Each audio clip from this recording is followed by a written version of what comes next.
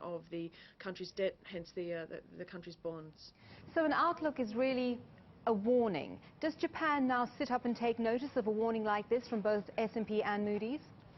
Well, it's not something that hasn't happened before, and in the past they've chose not to take the advice of the ratings agencies. Perhaps in this case it's a bit, the timing is a little more crucial than or interesting than normal, because of course we have the US Treasury Secretary O'Neill currently in Japan. He'll be meeting with key officials tomorrow.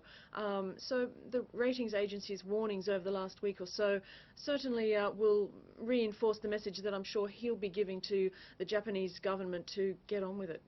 And in your view, is the stance that S&P and Moody's is taking fair?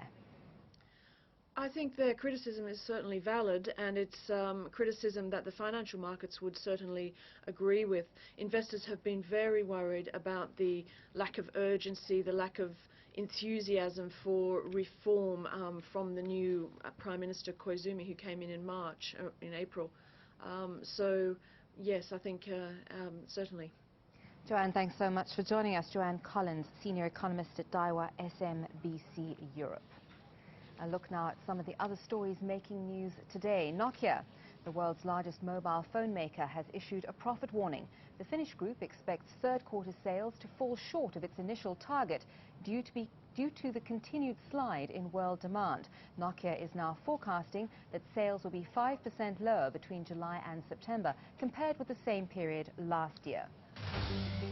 The French economy continues to run out of steam. Growth fell to 0.3% in the second quarter of the year. The global slowdown in demand for French export products was partly offset by robust household spending, but consumer confidence has been sapped by high-profile job losses and the first rise in the unemployment rate for 3 years. Deutsche Telekom continues to eat away at its debt mountain. It sold off the rump of its cable TV operations to US-based Callahan Associates for about $1 billion. Last week, Deutsche sold 6 cable TV firms to Callahan's rival, Liberty Media, for $5 billion. The German telecoms giant aims to reduce its debt pile by some $60 billion to $45 billion by the end of next year. The world's largest gas company is also tightening its belt. Gazprom is selling off at least $1.6 billion of subsidiary assets in order to cut costs and shore up investor confidence.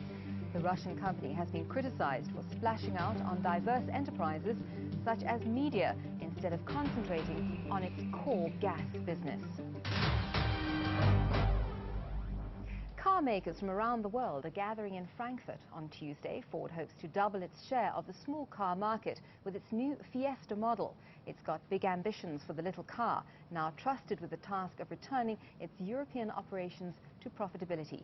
The US group has nearly completed a round of cost slashing and restructuring, but it's depending on its revamped models to tempt back lost consumers. David Thursfield is CEO of Ford Europe, and he joins us live from Frankfurt. So is it the little Fiesta that's going to get you back to profitability? No, it certainly will contribute to restructuring and return to profitability, but not the sole reason. There are many factors in terms of return to profitability for Ford of Europe. This is just but one of them. But you are pinning high hopes on the Fiesta. Of course, not just the 5-door that we presented here today, but also the concept car, the codename B226, which was the fusion car. Cars that we're spinning off this platform into niche and exciting, innovative products will contribute more significantly, certainly significantly, to our profitability. It's a very competitive sector of the market. What's going to make people come back to Ford and buy Fiesta? Well, you know, we've completed the turnover of our product range the last 3 years. Started with Focus, which was car of the year and still is a great selling car, the largest selling car in the world, and even 3 years into launch we're still selling more Focus than we've ever done. Transit, the van of the year, Mondeo, 70 awards around Europe. Why wouldn't we be confident in having a great Fiesta launch? We've driven it back to back with the competition. It really is a tremendous car and very, very competitive on package style, efficiency, new engine derivatives, We think we've got a winning package here, just like the other three winners. But in what way does it stand out from the competition? Well, certainly in style and interior package, which is almost demanded of our customers in the big car segment. Thanks so much. Driving dynamics, of course, is a given. David, thanks very much for joining us there. David is CEO of Ford Europe. Punch-drunk investors may have been pulling their money out of the stock market, but there's still one asset they're happy to buy, a fast car. Car dealers have reported rising cash sales, and on Tuesday, Porsche, the German maker of luxury sports cars, announced record sales and an 18% rise in profits. Whatever the future might hold for the world economy, Porsche, it seems, is on a roll. It reported an 18% rise in pre-tax profits to nearly $500 million for the last 6 months. Underlying the increase was a continued rise in the number of cars sold, up 12% to 55,000 vehicles. The sales increase is being helped by the appeal of its Boxster model. Made in Finland, it's aimed at the customer deterred by the high price of the more traditional Porsche cars. Today's figures reflect sales up to the summer, so they don't take into account the effects of the latest bout of turbulence caused by the global slump in share prices. But Porsche is still optimistic about next year, so however much the stock markets slide, Porsche plans to keep motoring ahead. Martin Shankelman, BBC News. Now let's have a look at some of the market numbers. This is how the Asian markets ended their day. You can see that the Nikkei was up 0.9%, so almost a percent improvement there. The Hang Seng up 51 points, Singapore up as well, with only Seoul down. The European markets started in positive territory today, and as you can see, they are all still in positive territory, and quite nicely so. Having a quick look at the currencies now, we can see that the euro is up ever so slightly against the dollar, and the pound is up against the dollar as well. Now, if you have any questions or comments, you can contact us by email at biznews@bbc.co.uk. Thanks so much for joining us. We'll have more news throughout the afternoon.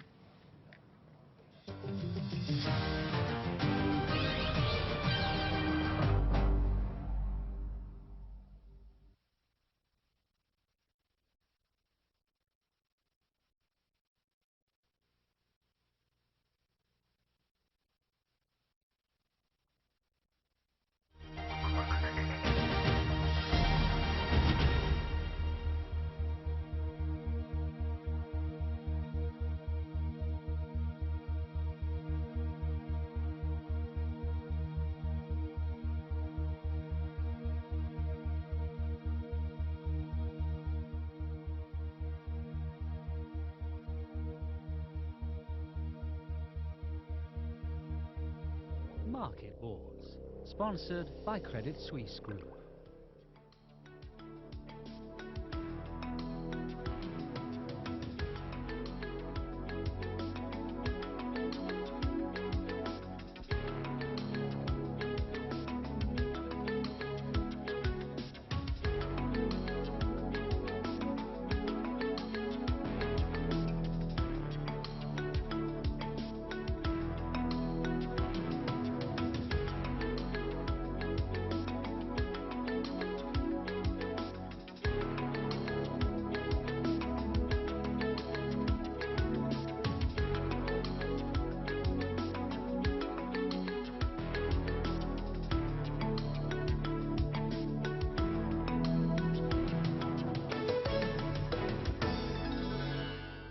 Market Wars, sponsored by Credit Suisse Group.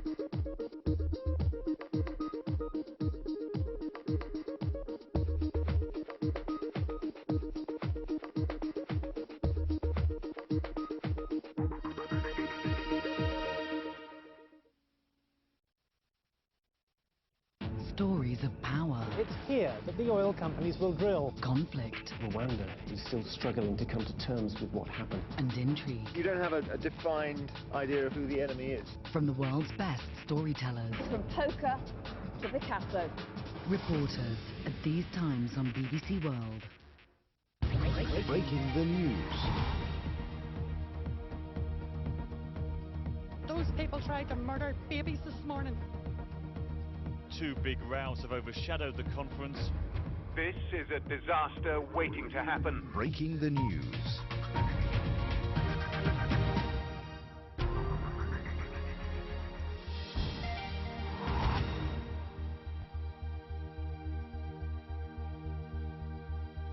Now on BBC World, Sport Today with Rob Bonnet.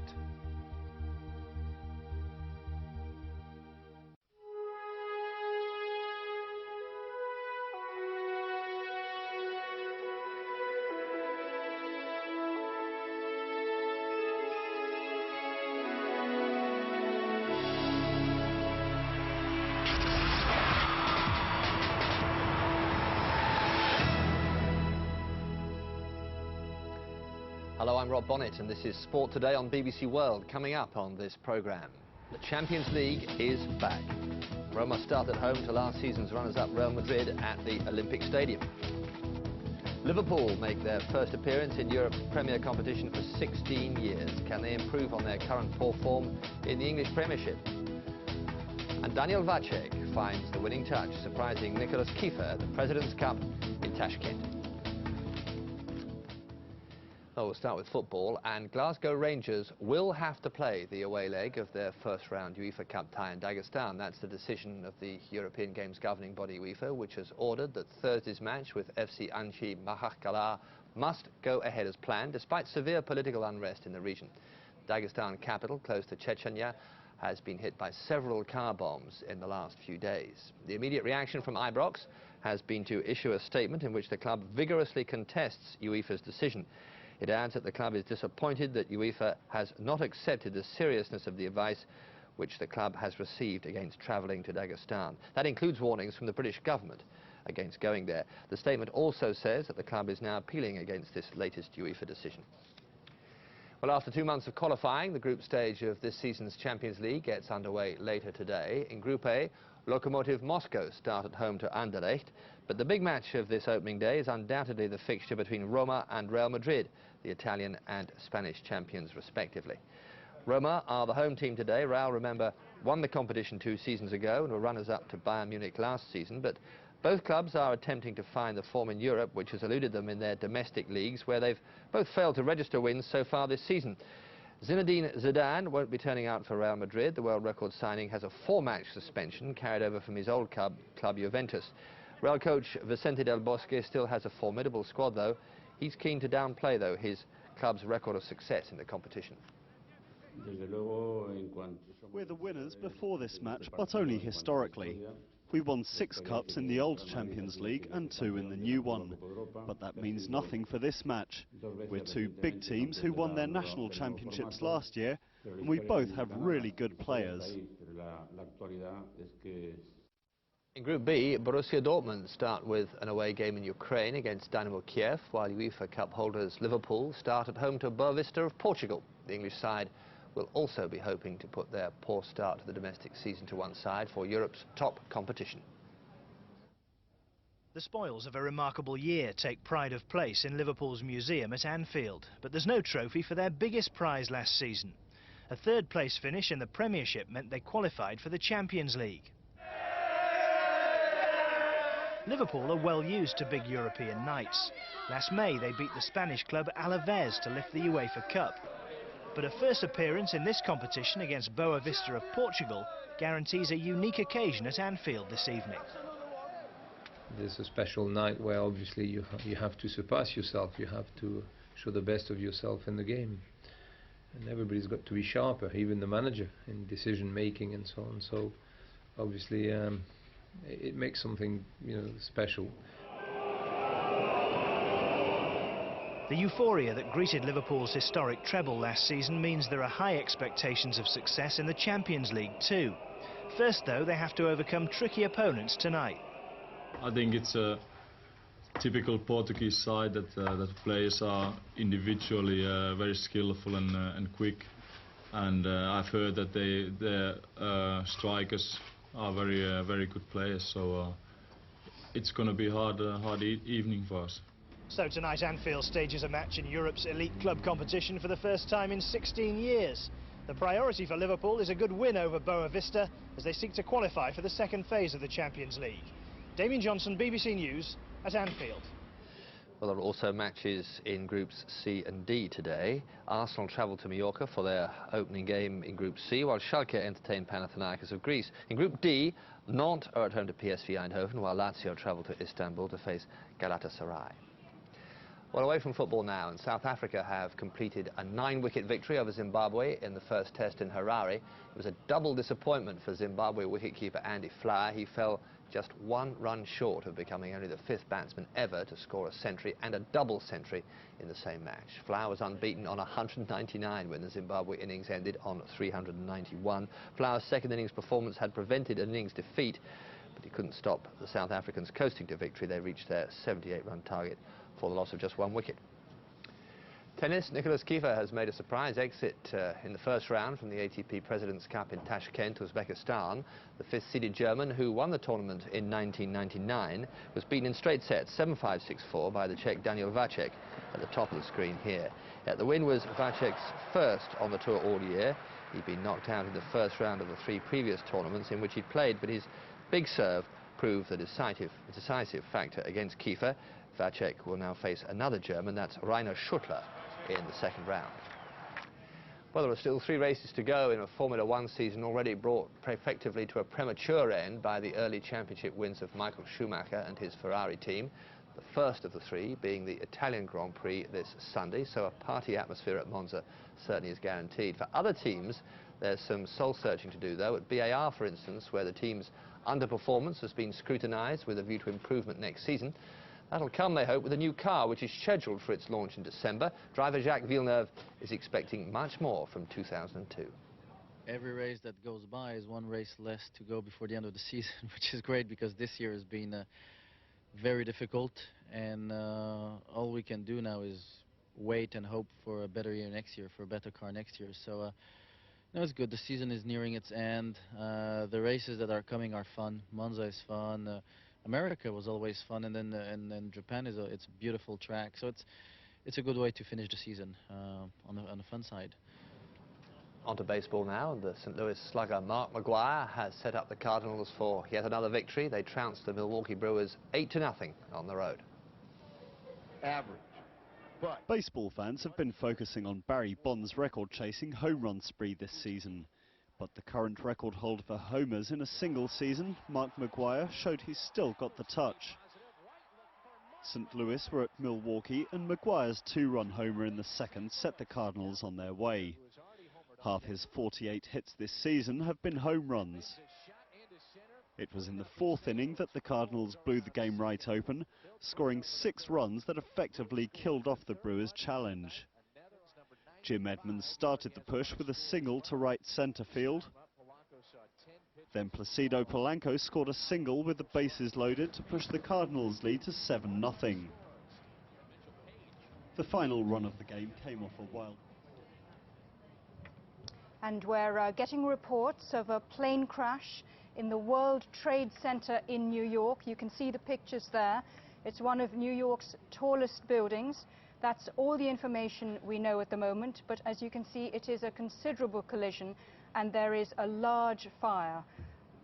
That's all the information we have at the moment, but we'll be back with more details in just a short while at the top of the hour. Well, we have one final story for you. The New York Giants, last season's Super Bowl runners-up, have been beaten in their first match of the new NFL season. The Giants lost by 31 points to 20 at Denver, but the victory for the Broncos came at a price. Wide receiver Ed McCaffrey is set to miss the rest of the season after breaking his leg after making a catch in the 3rd quarter. Before his injury, McCaffrey scored the 2nd of the Broncos' 4 touchdowns. Former Giant caught his 44th TD pass as a Denver player in the 2nd quarter to tie the Broncos team record before his horrific injury. So there we are. That's all from Sport Today. Goodbye.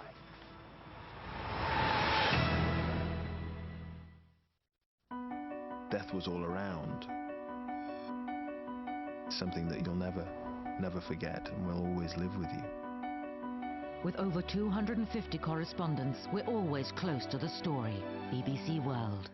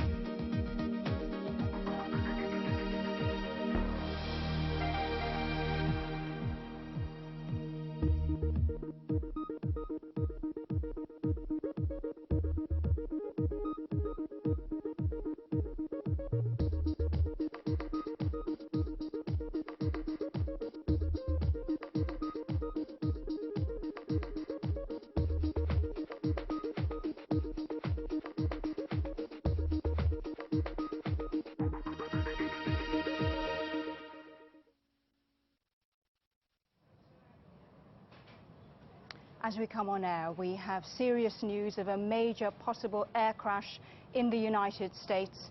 A plane appears to have crashed into one of New York's tallest buildings, the World Trade Center. As you can see, those are pictures of smoke pouring out of a gaping hole in the upper floors of the World Trade Center. It is in the downtown area of Manhattan and is one of the most heavily populated office buildings in New York. All we know at this moment is that there has been a plane crash in the morning time in New York. The plane smashed into one of the twin towers of the New York World Trade Center about half an hour ago. That's the information that we've got. And you can see the smoke and flames billowing from the building. One eyewitness said that it was a twin-engine plane, possibly a 737, which flew straight into the World Trade Center. It's believed that some bits of the plane may still be embedded in the building. For viewers who are just joining us at the top of the hour, we're watching pictures of smoke billowing out of the World Trade Center in New York, the result of a plane crash, it's believed, which took place about half an hour ago in New York. An eyewitness said there was a huge explosion. They thought, in fact, that the blast had come from inside. Pictures, as I said, of the World Trade Center on fire as a result of a plane crash into the upper stories of one of the tallest buildings in New York. We have no immediate word at the moment on injuries or fatalities in the disaster. It happened shortly before 9 a.m. local time. One eyewitness said the plane was coming in low and it looked like it hit at a slight angle. Large holes are visible in two sides of the building.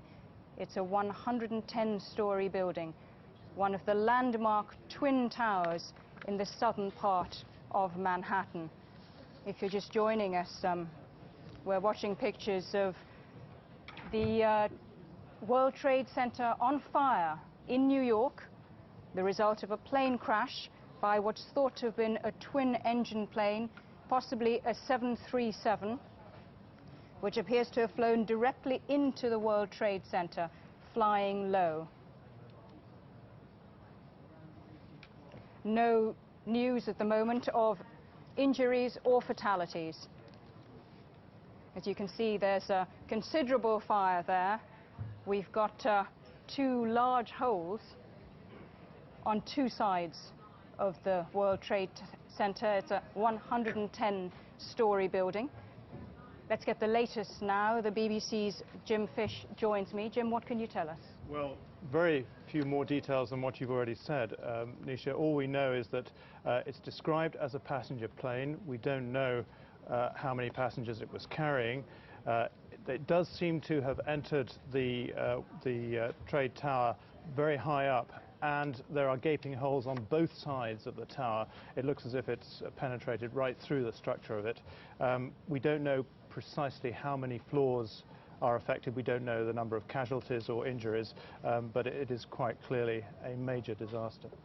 It's the North Tower of New York's World Trade Center, which we're looking at the moment, ablaze with thick smoke coming out of two sides of the building, the result of a plane crash by what's thought to be a twin-engined jet plane, possibly a 737.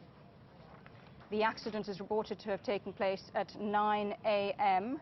local time. Joining us now on the phone from New York is Steve Evans, who was, I believe, in the building at the time. Steve, what can you tell us about what happened this morning? People are running away very, very quickly. There are more explosions further down the building. It was calm until we came on the air now, but I'm now looking up at this building, and there is smoke billowing from the very top, but then there is a fire and an explosion about 20 stories further down. I was at the base of the building when it happened. There was one huge bang, and the building physically shook. Then another 2 or 3 bangs, and the building again shook, and people came screaming past me. At the moment, it looks as if both buildings are on fire. Clearly, the thing is out of control. As I say, there is smoke billowing out from further and further down the building, and people are simply moving back. They don't know what has happened. Initially, the assumption was that it was a bomb. People have been coming past me now saying, no, it was an aircraft which hit the building. More than that, I cannot say, apart from to tell you that people here are very, very frightened. People are crying. People are shaking. They've stopped running away from the building. They are now walking away. There is moisture raining down from a clear sky. I only presume that comes from the disaster which is going on above me as I speak. It must be a very busy scene, Steve. Are there a lot of people there? Well, there are a lot of people.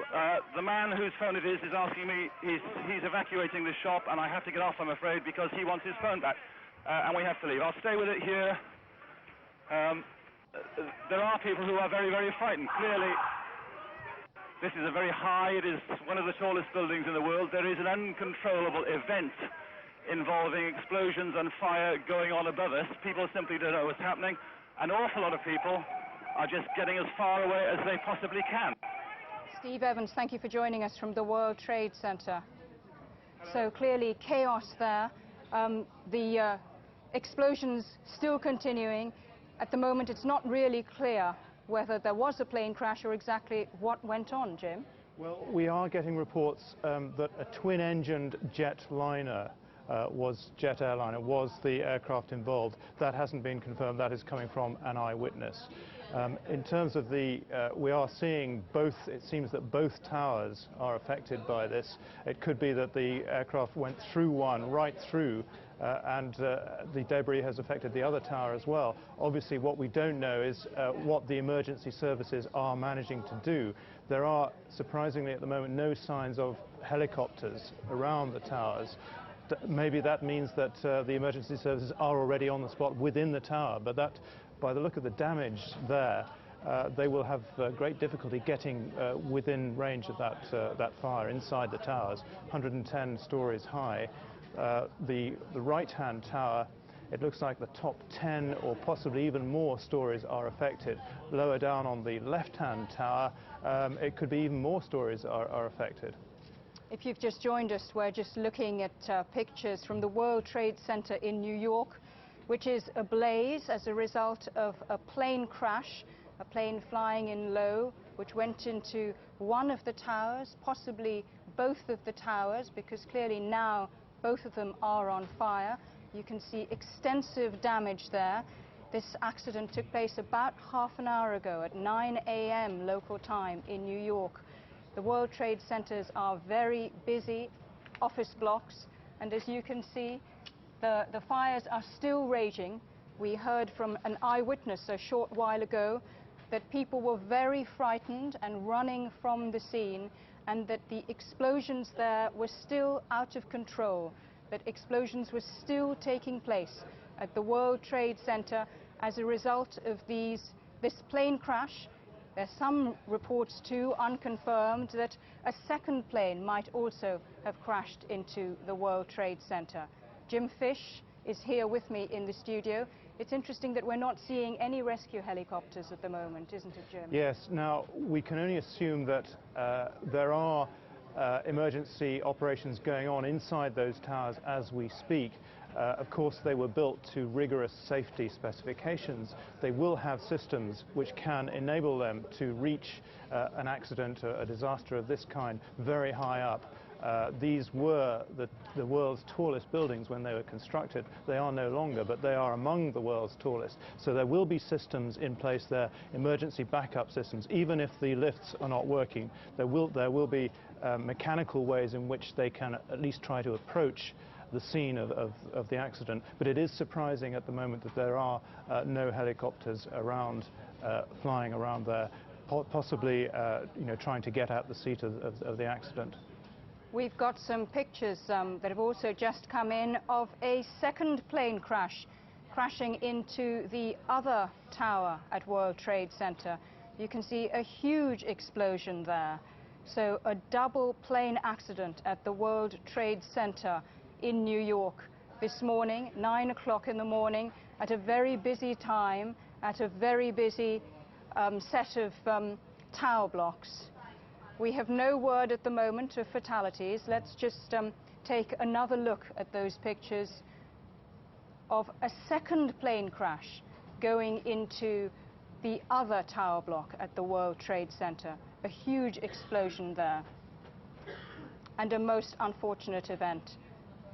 We have no word at the moment of fatalities, but they are very, very busy office blocks, and it all happened in the morning at a very busy time. Seeing those pictures, I think one would have to ask, one accident is extraordinary in itself, but two, if that is a second aircraft striking the towers, one would have to ask the question whether this is deliberate sabotage. Bearing in mind that the World Trade Center was the target of a sabotage attempt, a bomb blast a few years ago, I think this must be now in the minds of certainly officialdom in the United States, whether this is in fact not an accident but deliberate. Yes, Islamic militants were responsible for a large bomb explosion at the World Trade Center a few years ago, and of course it's too early to tell at the moment, but it certainly raises the question, with two plane crashes into the World Trade Center at such a busy time, whether in fact this is a deliberate event and not an accident. For viewers who are just joining us here on BBC World, we're looking at pictures of the Twin Towers in New York, of the World Trade Center, which are ablaze as a result of two small planes which flew directly into the upper stories of the World Trade Center.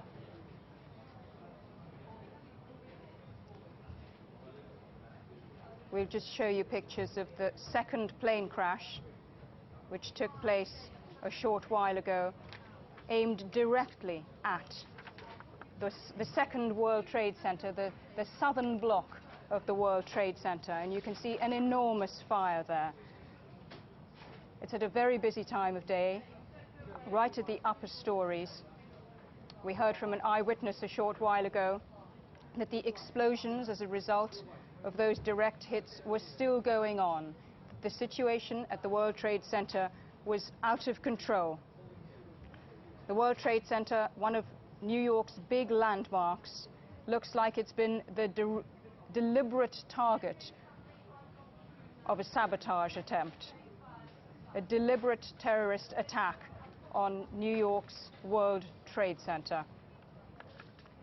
Joining us now is our New York correspondent, Jane Stanley. Jane, what can you tell us? Well, there's of course huge speculation here about what has happened. The two towers of the World Trade Center, those two famous towers, both on fire. We do know that about 9 minutes before the top of the hour, a first plane appeared to crash into the upper floors of one of the towers, and then within about 18 minutes later, a second plane or a second explosion happened. But there's of course huge speculation already about how on earth this could happen.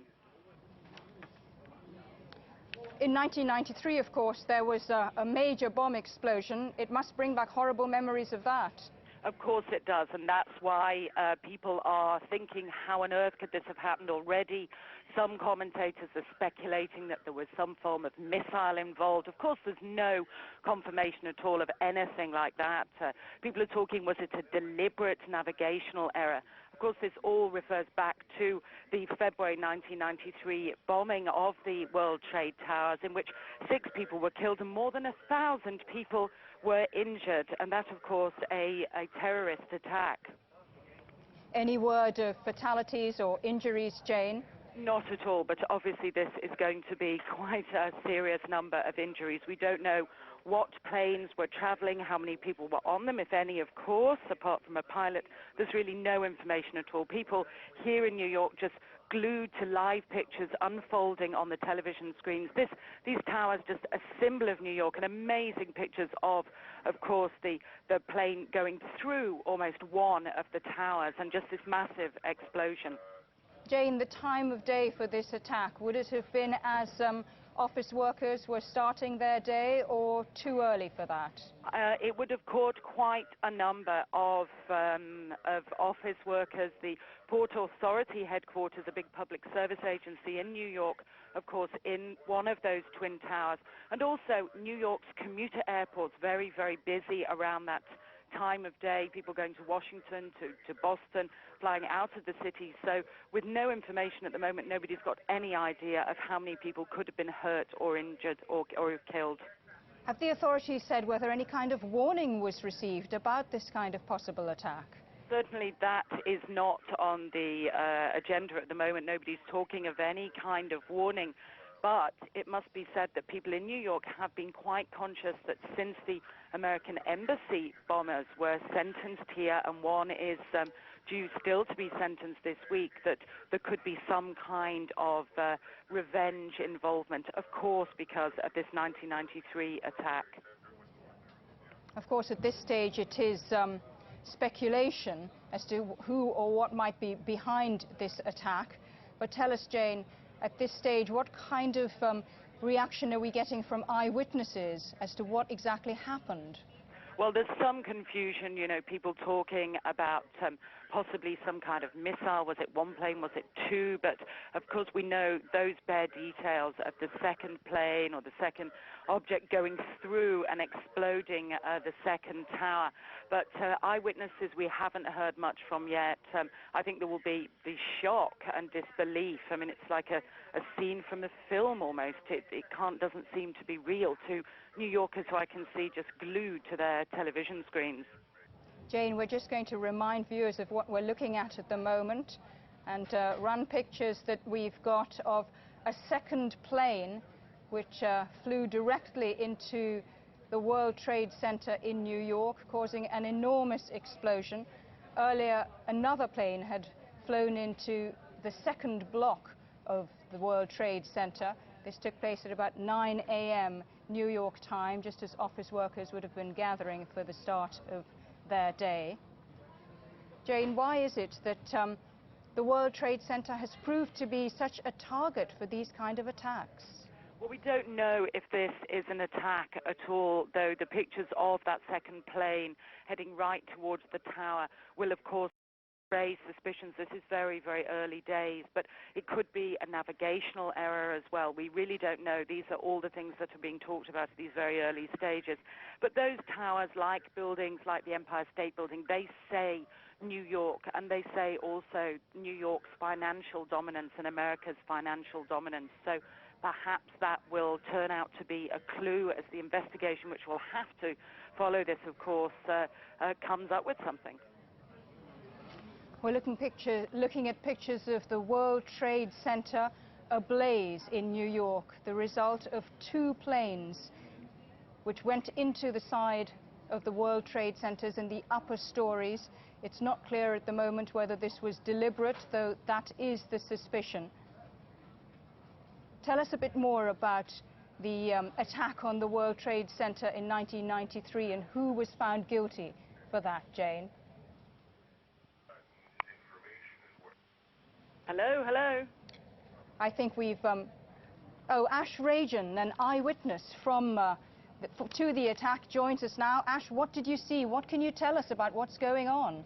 Well, I just got off the train right in the belly at the World Trade Center, the train that was getting me in from home this morning. And first, there was just a tremendous smell of gasoline and petroleum. But we just figured that was sort of a train situation. So we were making ourselves up rather calmly on those large escalators, and suddenly there was a sort of a panic run by the rest of the commuters, and then there was a huge explosion. And as we sort of rushed out of the building, we saw what looked like a ticker tape parade, papers and streamers flowing everywhere. It just looked so surreal, but then the sheer fear and, I guess, the panic of the situation, but most of us just ran to side corridors and stuff like that outside on the street. And then moments later, there was another explosion. So all we could see was a tremendous pall of smoke and certainly fire under that smoke in one of the towers of the building. But I got the impression that as I kept running towards my office, more and more people were saying that the second tower had caught on fire as well. I had no idea as to the planes and so on and so forth. We just thought it was some sort of an explosion or a regular fire. But then again, all of downtown looks like a whole mass of people on the street. Trucks, cars, all just strewn around, a pall of black smoke that looks like a tornado climbing over the rest of Wall Street. I could actually now see it from my window. I'm now in my office, a little away from the World Trade Center, about a block away. And I could see through my window, and I could see just humanity right downstairs, just strewn with people, cars and trucks and so on and so forth, lots of confusion, and I guess I still don't know what is going on there. It's a very, very busy time of morning, of course, isn't it, Ash? Precisely. You couldn't have picked, well, yes, a busier time this morning, so that is really unfortunate. I just hope and I pray for those people in those 2 or 3 floors, or perhaps even more floors, that were affected the World Trade Center. This is such a stark coincidence for me, because I was there when the explosion went off in the World Trade Center many, many years ago, and I had to walk down 63 floors from the 63rd floor of World Trade Center number 2 with the rest of my colleagues, and that was then. And today, I happen to be in the same building. How could that possibly be? The same building, right at the belly of the building, getting off the train. How many floors appear to be affected? Just from a sort of a quick visual glance at the building, when I was outside the building, it looked more like 6 or 7 with a real heavy fire and a thick black ball of smoke. But apparently now, I've been hearing just from people on the street, I'm not sure how credible those observations are, that it's clearly more floors and certainly another building as well, another tower, the second tower. Ash Rajan, thank you very much for joining us. And we've got another eyewitness to that accident or explosion at the World Trade Center. Jane Beresford joins us now. Jane, what can you tell us? I was standing down on the Battery Park ferry terminal, just waiting to catch a ferry actually across to Ellis Island, and just heard a huge explosion. It's about 8:30 behind me. I thought perhaps a building was being demolished, but in fact, you thought there were just towers of smoke coming out within minutes. And again, we still thought it was just a building demolished. There wasn't any great sort of panic at that time. And then you saw flames raging through the building, and then approximately sort of 15, 20 minutes later, a plane flew down right above us, so very, very close to our heads, and smashed right into the other tower. It's a massive explosion, people were screaming, a sort of panic. There wasn't even many fire ambulances and things like that on the street. It all happened so quickly. And the emergency services response now? They are on scene now, but people just seemed to be stunned. There seemed to be nothing happened while this sort of first explosion had happened, and there was sort of this sort of silence and nothing very. And then all of a sudden, all the ambulances and fire engines came down onto the streets, and the most shocking thing was this plane just coming, literally right above our heads and just smashed right into the second building. It was like something out of a film. You just couldn't believe what was happening. You actually saw the plane going into the side of the building? Smashed into the side of the building. I mean, you thought it was going to swerve to the left or the right to try and avoid it. It was so low, you knew it was on a collision course with the building, but it just seemed to be heading right for it.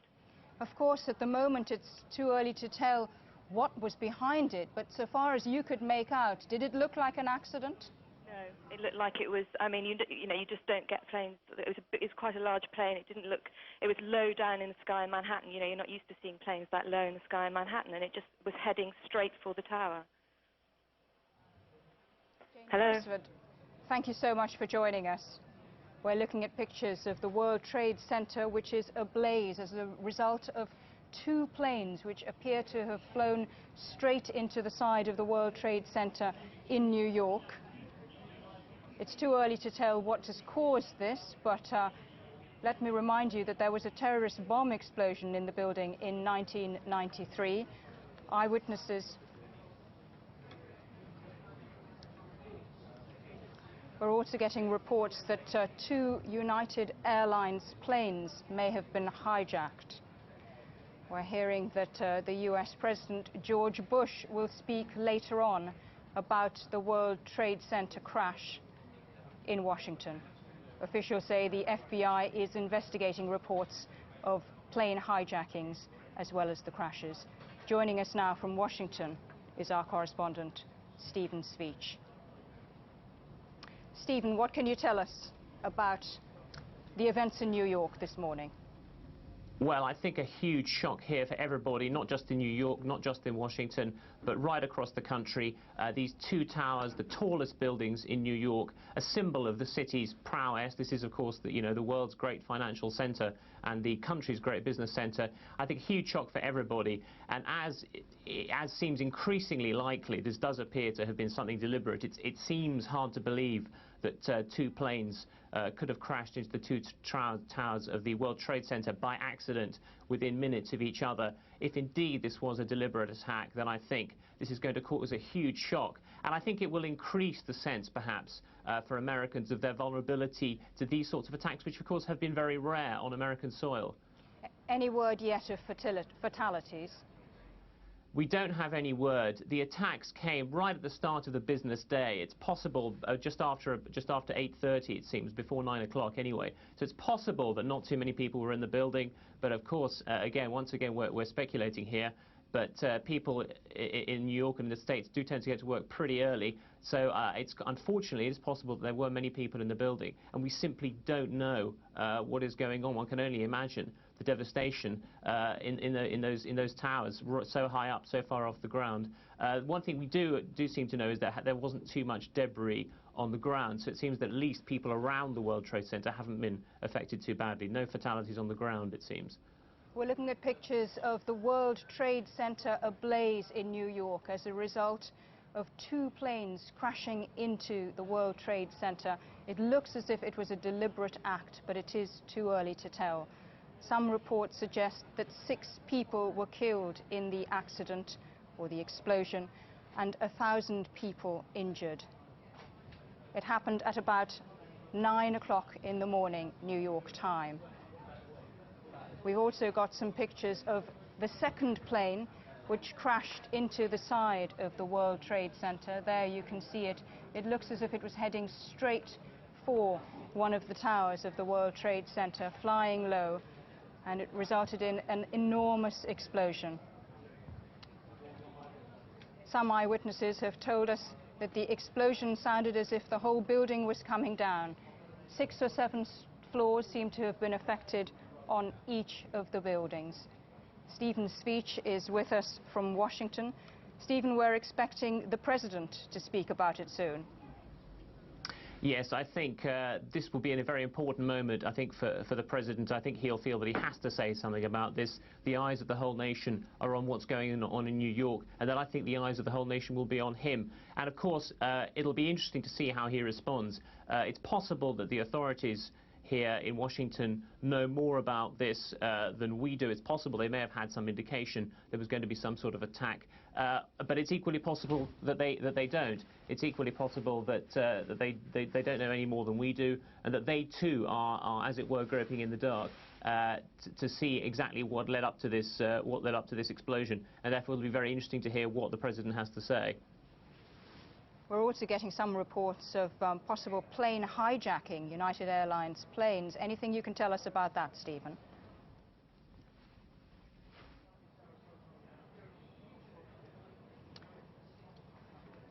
We've also got reports coming in that at the same time as this attack on the World Trade Center by 2 planes, there may have been a possible hijacking of a United Airlines plane, possibly 2 planes.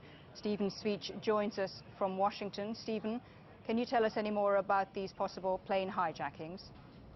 Those reports are being investigated by the FBI. Now, if they turn out to be true, then that will once again lend weight. Of course, it will lend absolute weight to the idea that this was an entirely deliberate attack.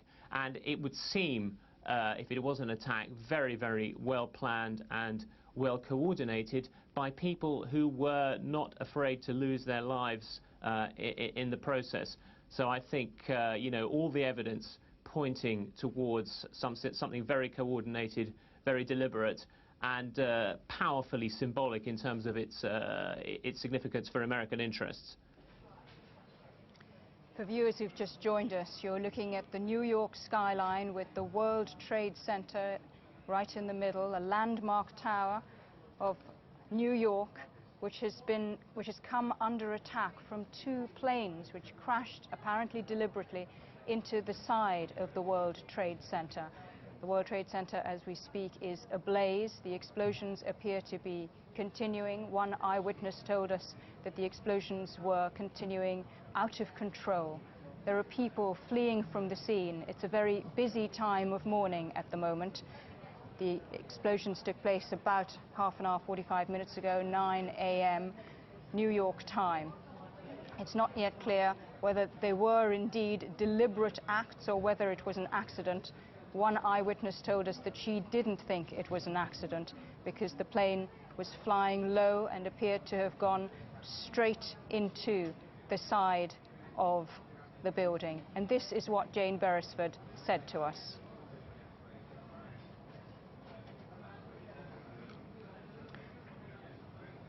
Let's take another look at the pictures of the second plane, which flew into the side of the building just moments after an earlier plane had flown into the World Trade Center in New York. It was flying low and it appears to have been headed straight for the building. As you can see, several stories of that building are ablaze. Jane Beresford, an eyewitness, told us what she saw. I was standing down on the Battery Park ferry terminal, just waiting to catch a ferry actually across to Ellis Island, and just heard a huge explosion. It's about 8:30 behind me. I thought perhaps a building was being demolished, but in fact, you saw there were just towers of smoke coming out within minutes. And again, we still thought it was just a building demolished. There wasn't any great sort of panic at that time. And then you saw flames raging through the building, and then approximately sort of 15, 20 minutes later, a plane flew down right above us, so very, very close to our heads, and smashed right into the other tower. It's a massive explosion, people were screaming, sort of panic. There wasn't even many fire ambulances and things like that on the street. And discuss education. I do want to thank the folks here at Booker Elementary School for their hospitality. President Bush is due to make a statement on the plane crash. 2 airplanes have crashed into the World Trade Center in an apparent terrorist attack on our country. I have spoken to the Vice President to the governor of New York, to the director of the FBI, and have ordered that the full resources of the federal government go to help the victims and their families, and to conduct a full-scale investigation to hunt down and to find those folks who committed this act. Terrorism against our nation will not stand. And now, if you join me in a moment of silence.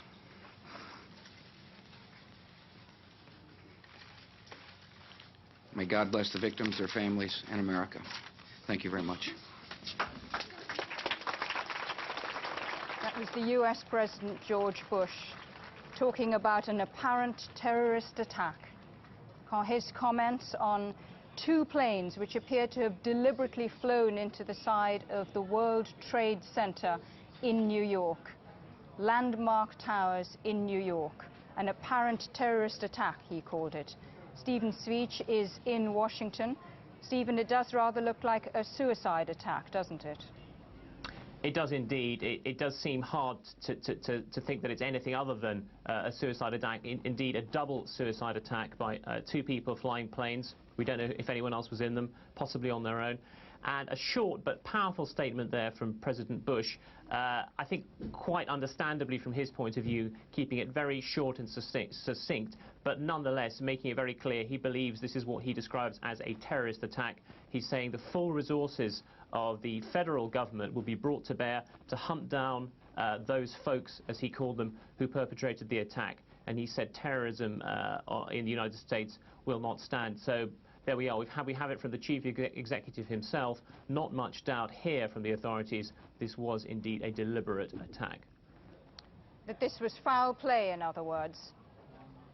Absolutely, and I think looking at the evidence, it does seem pretty hard to reach any other conclusion. The idea that you'd have two planes coincidentally flying accidentally into the two tallest buildings on Manhattan Island in the city of New York, it does seem pretty hard to believe, and therefore I think all the evidence pointing, as President Bush suggested, towards an attack. And now, of course, people will start to wonder who were the attackers, where did they come from, but very, very early to say at this stage.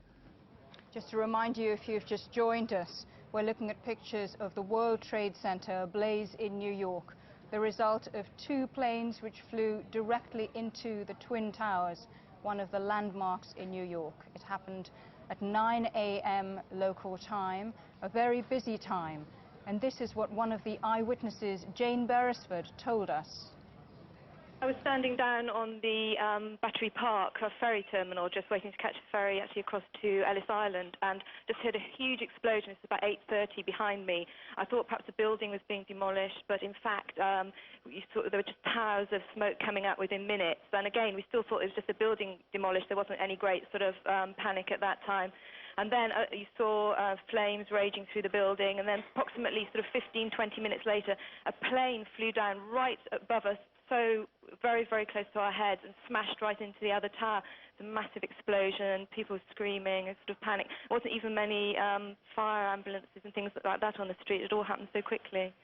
And the emergency services response now?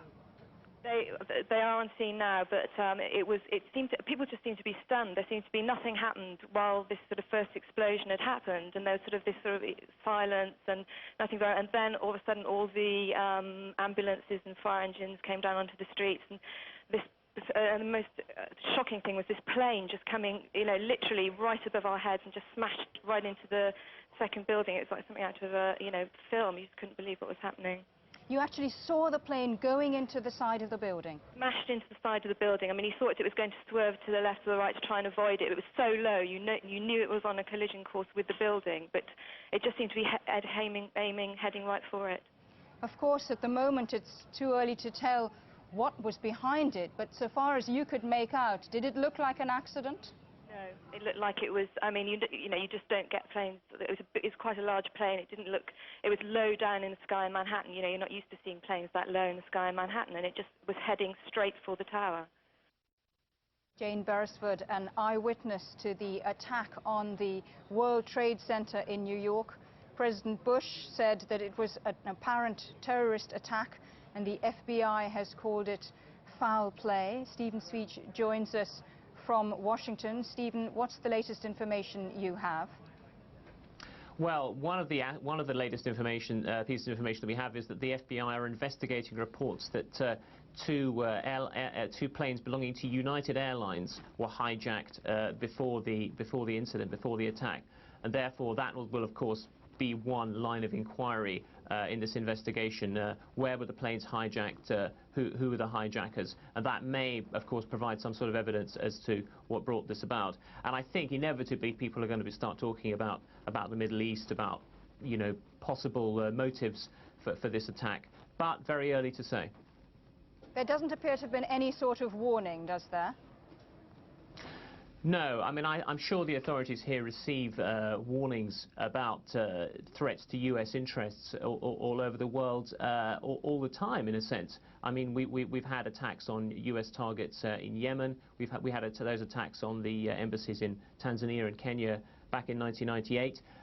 But incidents of this kind on U.S. soil, extremely rare. And we have to go back to the 1993 bombing of the World Trade Center, the same building, the 1995 Oklahoma bombing by Timothy McVeigh, and then the attack at the Atlanta Olympics in 1996, although it's still not entirely clear what brought that about. But incidents of this kind, very, very rare indeed here, and therefore I think that really adds to the sense of shock. And I think just to see the two towers, the tallest buildings in New York, symbols of American power and American capitalism, if you like, to see those two towers on fire, I think that is a pretty chilling sight for people around the country.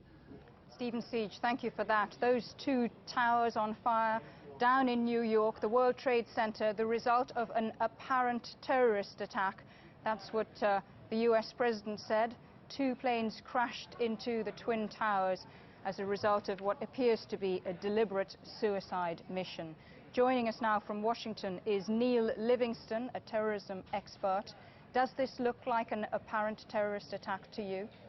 Well, I think it does. You have to remember that some years ago we had a plane crash at the Empire State Building in the fog, and that was clearly an accident. This is a clear day. The towers are clearly visible. We have two crashes 19 minutes apart, and now we have unconfirmed rumors that unconfirmed reports that one of the planes may have been hijacked. So everything points to a terrorist attack right now. The reports you're getting are that a plane might have been hijacked and then diverted onto this. We have unconfirmed reports at this moment. Why is the World Trade Center being targeted in this way, do you think? Well, it's a symbol of American strength and the American capitalism. It's just been announced that the stock market has suspended trading. And as a consequence, it's one of those targets that is at the very heart of how our system works. And if you can shut down the stock market in addition to creating a high loss of life, then you can bring extraordinary publicity to whatever your cause is. The security around the World Trade Center must be very high, I suppose, as a result of the bombing back in 1993.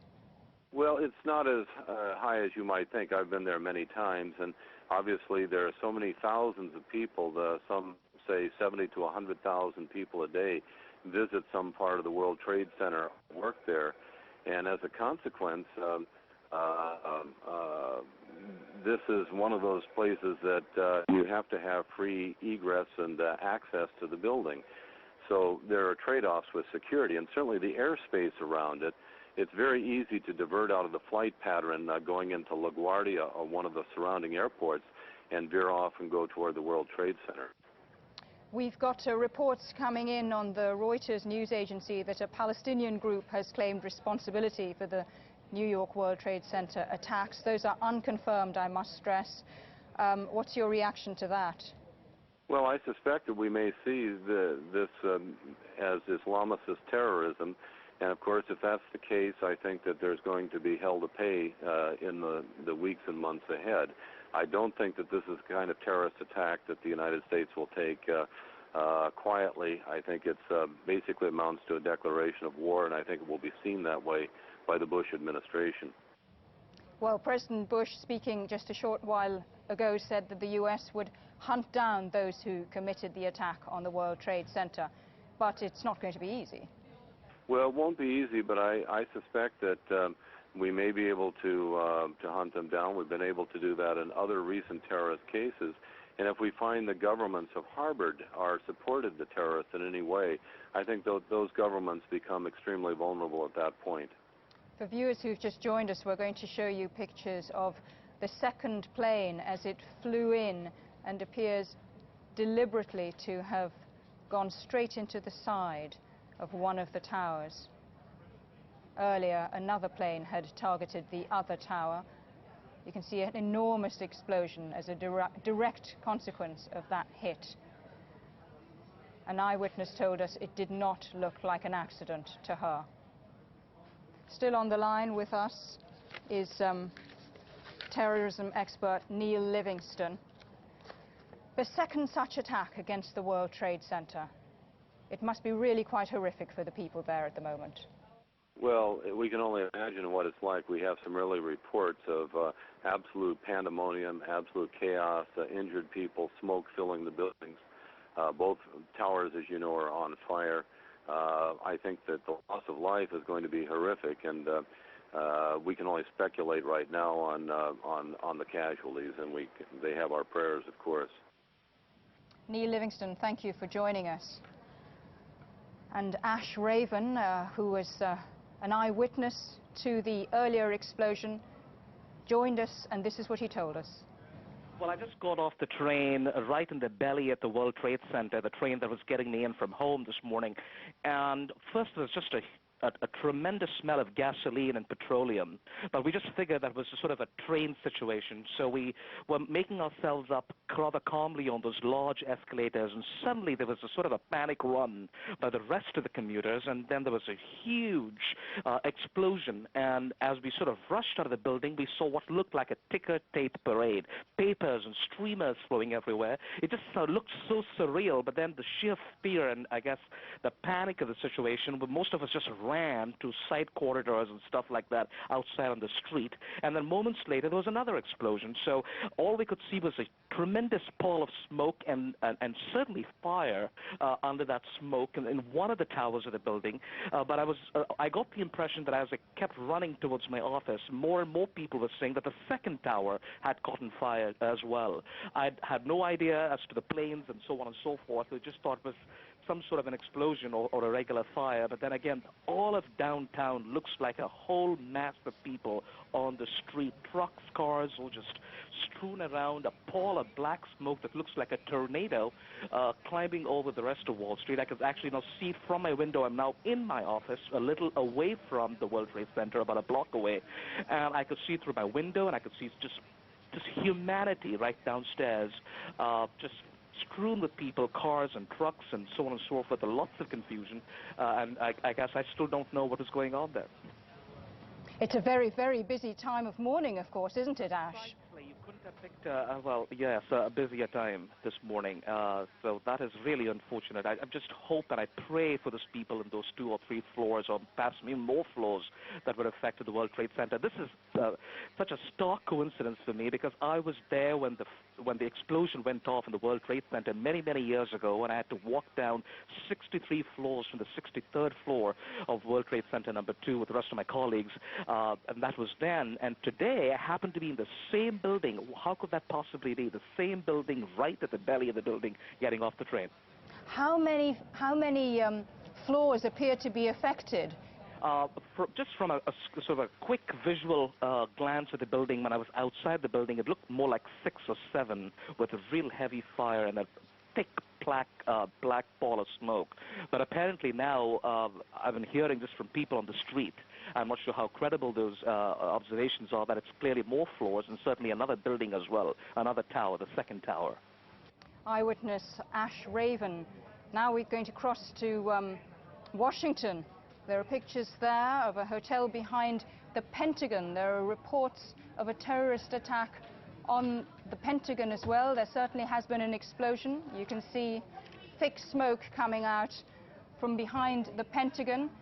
It's been evacuated, and there are reports coming through that the White House too has been evacuated. This just a short while after 2 planes attacked the World Trade Center in New York. President Bush said earlier that they were apparent terrorist attacks. It now looks as if the focus of these attacks, if that's what they are, has switched to Washington, to the nerve center of the American government, to the Pentagon, the defense headquarters, and possibly to the White House itself. Joining us now is aviation expert Robert Houston. Robert, what can you tell us about the World Trade Center attacks? The World Trade Center attack seems to be an astonishingly well-planned, a daring and appalling act. Some of the descriptions that I've heard describe the aircraft involved as small passenger aircraft, but it's far more serious than that. The second aircraft that hit the towers, which there is film of, which some of your viewers may have seen, that is a Boeing 737. It is not a small aircraft. It's a 100-seat airliner, and obviously a very calculated multiple hijacking plan with a suicide attack at the end of it has been put into place by whoever is behind this. Robert Houston, can you stay with us? We're going to cross to Washington now, where we're getting reports of attacks, possible attacks on the Pentagon. We're joined now by the BBC's John Lyne. John, what can you tell us? Okay, I'm at Washington National Airport, which is less than a mile from the Pentagon building, which is the headquarters, of course, of the U.S. Defense Department. There's a huge pall of smoke coming from that direction, and people at this airport are saying that a Boeing 757 jetliner has crashed into the Pentagon. Now, I cannot confirm that. Certainly something very bad has happened there. There's a horrible smell here. There's a huge pall of smoke, and there's obviously been some awful thing happened there, but I can't precisely confirm because I cannot see the Pentagon building directly in my line of sight. But certainly from that area, there is a massive pile of smoke. They've shut down this airport. I was just trying to get a plane to New York. They've shut down this airport immediately. There are no plane movements, and they're evacuating the area. It looks as if something very nasty has happened here today indeed. John, thank you for that. We're looking at pictures from Washington, from just behind the Pentagon, the defense headquarters in the United States. John Lyne is at Washington Airport. John, the defense headquarters would be an extraordinary target. We've lost John Lyne. With me in the studio, though, is the BBC's Jim Fish. Jim, a series of coordinated attacks. It looks very much like it, yes. An extraordinary amount of, as the defense expert was saying, the aviation expert just then, an extraordinary amount of coordination required to hijack, if that's the case, not 1 but 3 aircraft and crash them into such high-profile targets within minutes or within the space of an hour of each other. One thing, of course, people will now be looking at the perpetrators, the possible perpetrators of these attacks, and they do bear the same hallmark of the twin attacks, if you recall, back in 1998 on the 2 US embassies in East Africa, in Nairobi, Kenya, and in Dar es Salaam, Tanzania, which took place within minutes of each other, but several hundred miles apart. They also caused large numbers of casualties. They were blamed by the American authorities on Middle East terrorists, possibly on Osama bin Laden, the Saudi dissident now thought to be in Afghanistan. If these attacks are also to be put down to the same organization, I'm sure that American officials will be looking very carefully at that possibility, the possibility that Osama bin Laden may have been involved in this. But of course, at the moment, it's far too early to tell. At the moment, we're looking at pictures of the World Trade Center in New York, which is ablaze as a result of being attacked by 2 planes, one a 737, which may have been hijacked before it was flown straight into the World Trade Center, but also in Washington, at the heart of US government. There are reports that another plane, a 757, may have flown directly into the heart of the US defense establishment, into the Pentagon. Those are unconfirmed reports, though we have seen pictures of smoke billowing out from the Pentagon. We've got reports that Washington is being evacuated, the very heart of Washington, the US capital, including the White House. Earlier, the US President George Bush said he thought they were apparent terrorist attacks and that whoever was responsible would be hunted down. The BBC's Orla Guerin joins us. Orla, what can you tell us? Well, what we've had here locally is a claim of responsibility. The initial report came from the Reuters news agency. It was quoting Abu Dhabi television and saying that they had received a call from the Democratic Front for the Liberation of Palestine, claiming that it was responsible for the plane crashes into both of the trade towers. Now, since then, we've managed to check with local spokesmen for that organisation, for the Democratic Front for the Liberation of Palestine, and 2 local spokesmen here in the West Bank and Ramallah have denied that. So already there is doubt being cast on this claim, but I think it has to be treated with a great deal of caution at this stage. We're looking at pictures at the moment. 2 enormous fires. The one on the left is in New York, the World Trade Center, which was attacked by 2 planes around about 9 o'clock this morning. The one on the right, the Pentagon, the US Defense Headquarters. Some reports say that a plane was flown straight into the Pentagon. That is as yet unconfirmed. Palestinian organization, the Democratic Front for the Liberation of Palestine, has apparently claimed responsibility. Orla Guerin joins us now. Orla, what can you tell us about the DFLP? Well, I think first of all we should say that that claim does have to be treated with caution, because local spokesmen for that organisation here in the West Bank in Ramallah are denying that they had any involvement. It would be unusual if this organisation was involved. It's quite a small splinter faction of the Palestinian Liberation Organisation. It's believed to be now about the 3rd largest group. It hasn't been involved in airline hijackings in the past, even back in the 1970s, when Palestinian terror groups were carrying out attacks of that kind and were involved in hijackings.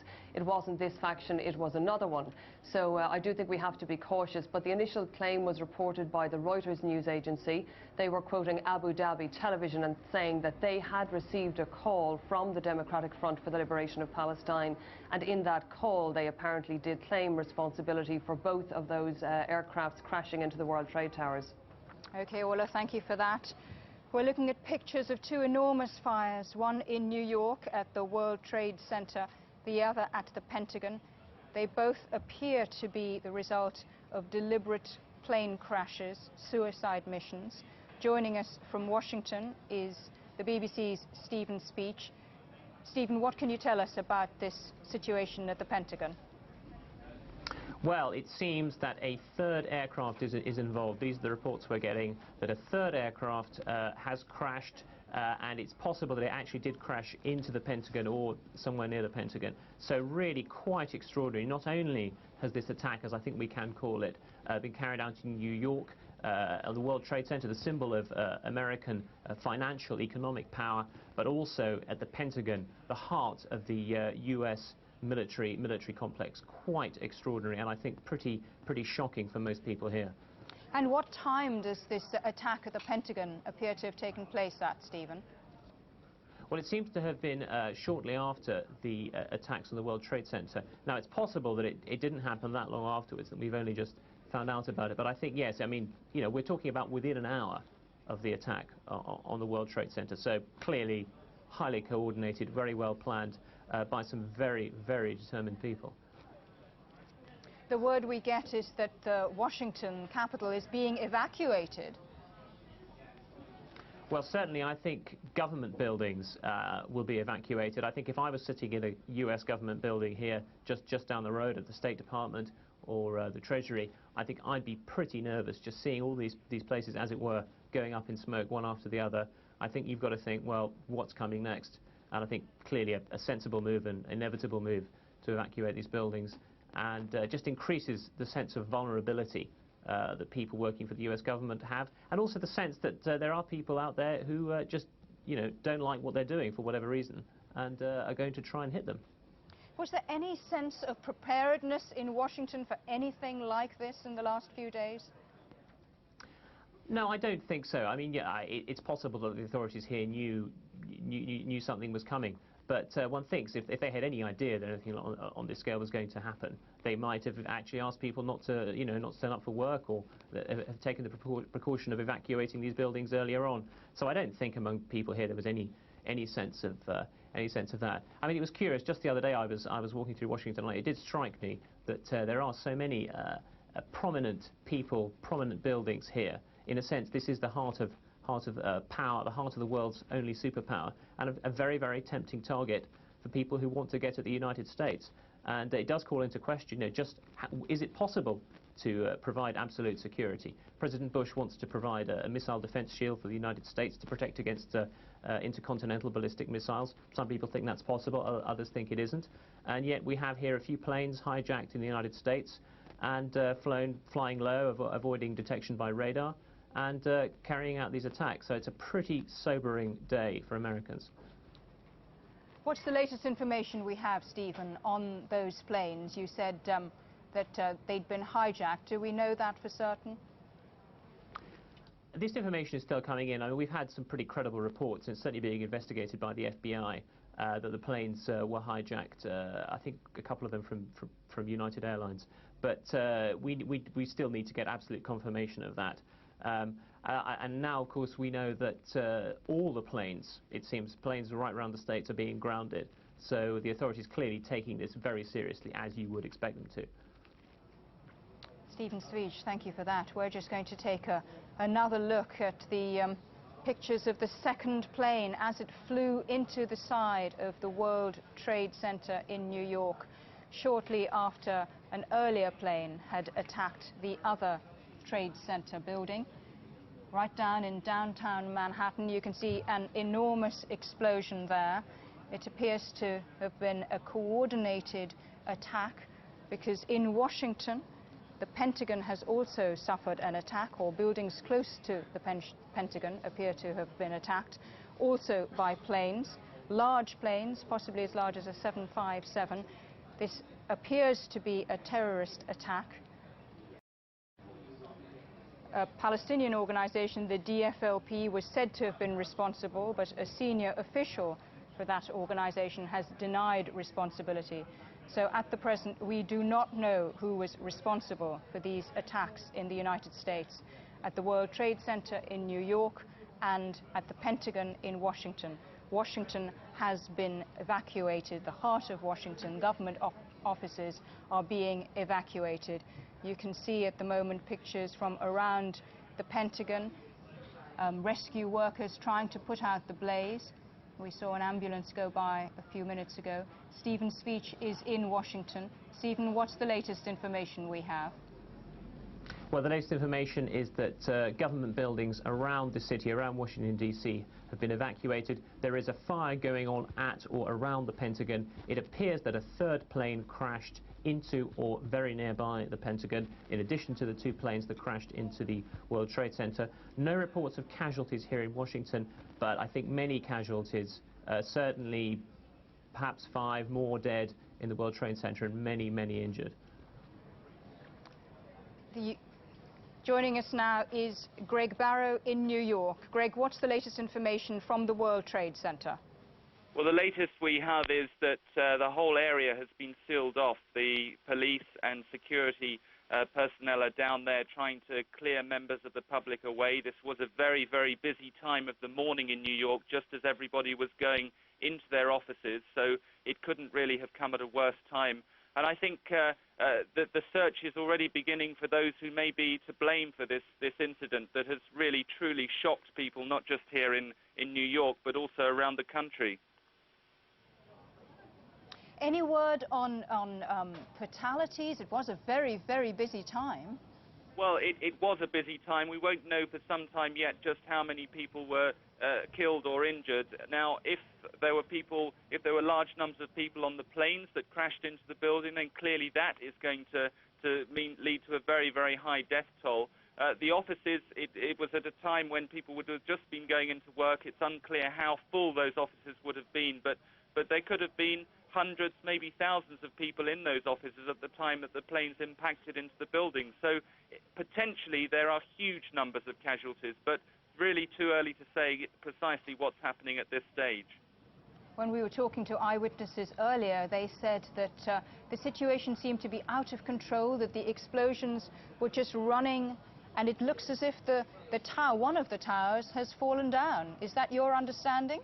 Well, this is just such an unexpected event. It's something that nobody could plan for. Obviously, in 1993, there was an explosion at the World Trade Center. A bomb was set off, but I think even in people's wildest imaginations, nobody could have foreseen two planes crashing into each tower of the Twin Trade Center. And the fact that this has happened, and such an unusual event, such a shocking event, perhaps has stunned not just the emergency services, but everyone around. We're looking at the very disturbing pictures from New York of the World Trade Center. Only one tower is standing. The other has collapsed. You can see an extraordinary amount of smoke billowing out. It's the result of an attack by two planes which flew into each of the towers at around 9 o'clock this morning. It appears to have been a deliberate terrorist attack, a suicide mission. Only one of the World Trade Center towers is standing.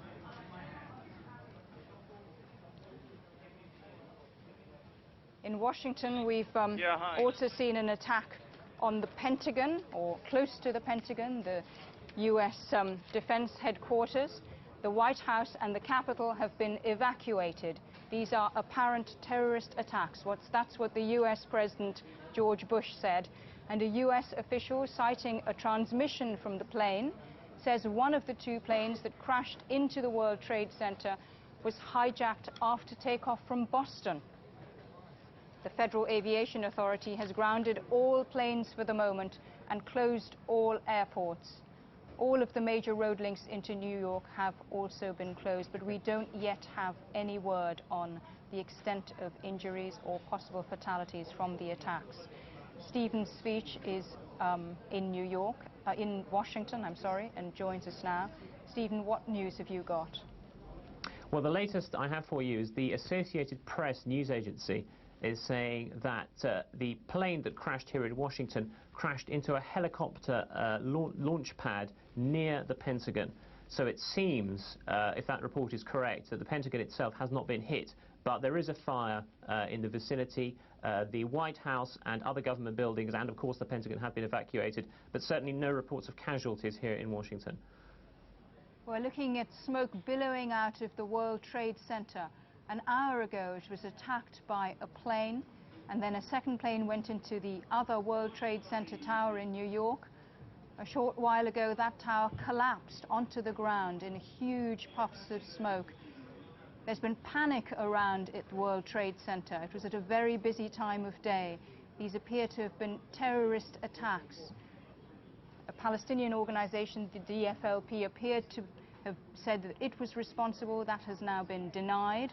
It's not known who is responsible for these attacks at the landmark World Trade Center in New York and against the U.S. Defense headquarters in the Pentagon. Another plane appears to have flown into that. At least one of the planes that attacked the World Trade Center, it's believed, was hijacked and had originally flown from Boston. The U.S. President George Bush said he will hunt down those who are responsible for attacking the United States in this way. With us here in the studio is Jim Fish. Jim, what's the latest information we have? Well, it's a scene of absolute and utter chaos and devastation that we're looking at. It has appeared in the last few minutes that the south tower of the World Trade Center collapsed after it was struck about an hour ago by that second aircraft. We can't, because of the extent of that devastation, the thick cloud of smoke that's now covering most of Manhattan, it's impossible to tell to what extent what the extent of the damage is, and I think for that reason it'll take some time to find out how great the casualty toll is, but we can only speculate that if that second tower has collapsed or partially collapsed, then there will be sheer destruction and devastation on the ground, and because it was such a busy time of the day, early morning in Manhattan, we do know that the security services had sealed off the area around the trade towers, but I'm afraid to say that it does seem that the casualty toll will have climbed disastrously if the second tower has collapsed, because there will have been hundreds, possibly thousands of people within the vicinity of that tower. And we're seeing layer upon layer of tragedy here. The original planes that went into the World Trade Centers were apparently themselves hijacked. At least one of them was.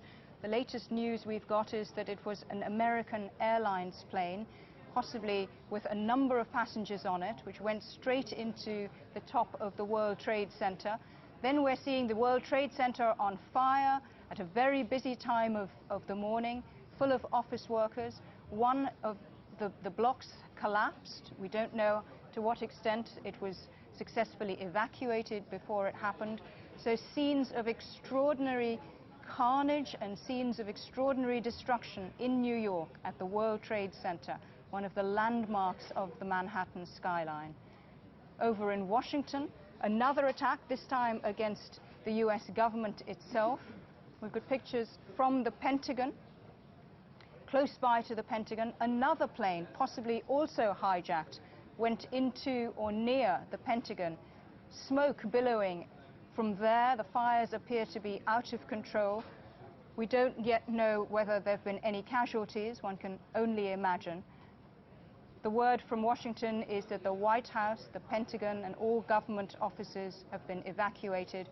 All planes in the United States have been grounded and airports have been shut down.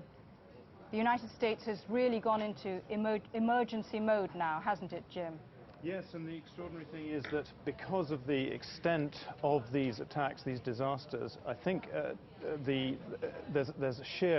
an overload of the emergency services, and of course the news, the information that is emerging from both New York and Washington has been restricted as a result. I think they are working flat out just to try and get to grips with the scale of these disasters. So we're unable to know, we can't tell you yet what the extent of the casualties is. This is the very first few minutes, the first hour of these events taking place.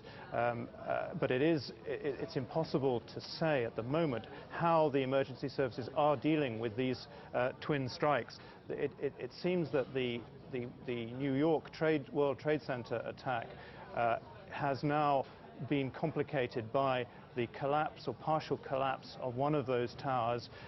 You can see by the extent of the thick cloud of smoke that's enveloping the entire area that emergency work by the fire services, by the rescue services, must be difficult, if not impossible. Reaching up to the very top of those towers, it's difficult to say. There have been helicopters on the scene, but of course now their job has been further complicated by that the sheer thick weight of that smoke enveloping the two towers, or what's left of them. This is the second major attack against the World Trade Center. The first was in 1993, a bomb attack by Islamic militants. What we haven't ever seen before, though, is a major attack against the Pentagon in Washington, the heart of the US government. It will shake up Washington considerably, won't it, Jim? You can't think of a more direct hit into striking at the very heart of US government, apart from, of course, the White House itself. And it's for that reason, I'm sure, that although President Bush is not in the White House, he's been in Florida this morning. That's for that very reason that the White House and all other government buildings in Washington have been evacuated. I think the US administration must now be thinking what other possible targets must be looming up if the heart of its defense establishment has now been hit, plus the two twin towers, the symbol of US financial business in the United States and around the world. I think they will be thinking now whether or not there are other targets that have been selected. And there are concerns about the United Nations headquarters in New York as well. Joining us from New York is the BBC's Greg Barrow. Greg, what's the latest information you have? Well, not much to add, only that we're witnessing the collapse of those two World Trade Center towers that were hit this morning, and huge amounts of smoke and debris billowing out from the bottom of those buildings, spreading down the streets 2 or 3 blocks around that area. So a whole area, several hundred meters in circumference, has now been affected by this explosion. And one can only imagine the scenes at the bottom there when this happened, as the emergency services were trying to evacuate those buildings. A job made extremely difficult by the sheer amount of smoke. Yes, and we should also mention the time that this attack took place. This was one of the busiest times of the morning, rush hour, as people were going to work in one of the most heavily populated areas, cities in America. So the problems that those emergency services are facing are just huge. We're just looking at a lone helicopter battling against the clouds above the World Trade Center. The emergency services must be extremely stretched. Yes, I think visibility down there is just one of the many problems. Also the concern that maybe the second tower could go tumbling down. These two of the tallest buildings in the world, when they fall, the amount of bricks and mortar and glass and debris cascading down in a very, very densely populated area is bound to cause yet more casualties. So I think the main aim of the emergency services at the moment is to get as many people as possible away from those buildings. Any word from the local hospitals, Greg?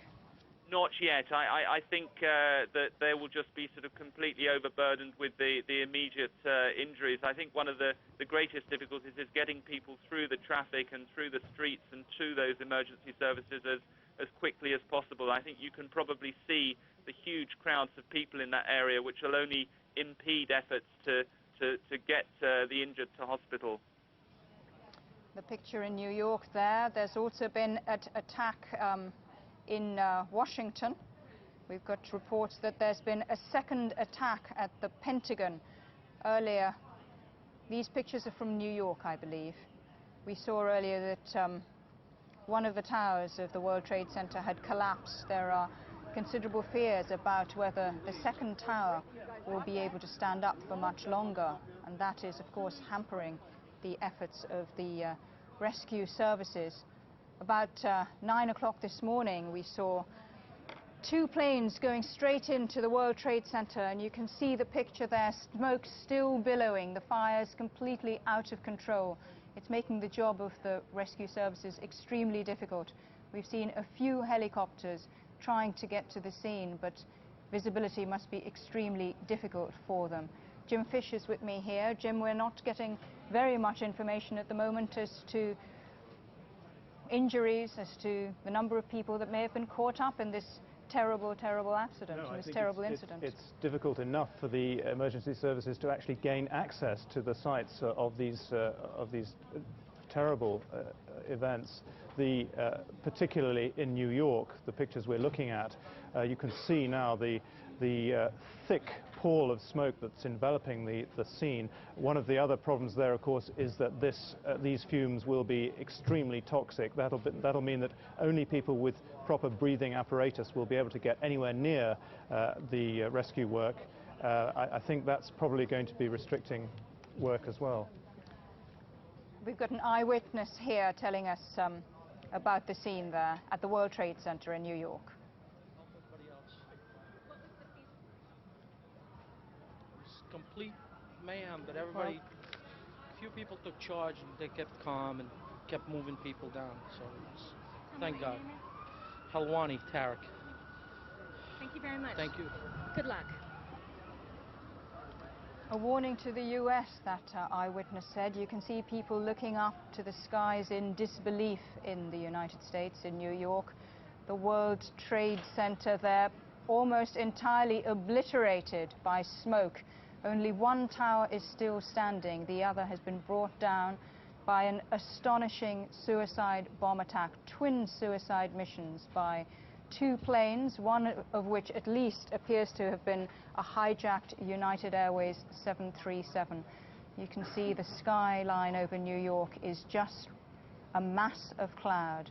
A lone helicopter trying to find its way in It happened at one of the busiest times, at the 9 o'clock morning rush hour, and it's still not apparent who attacked, who is responsible for this scene of carnage.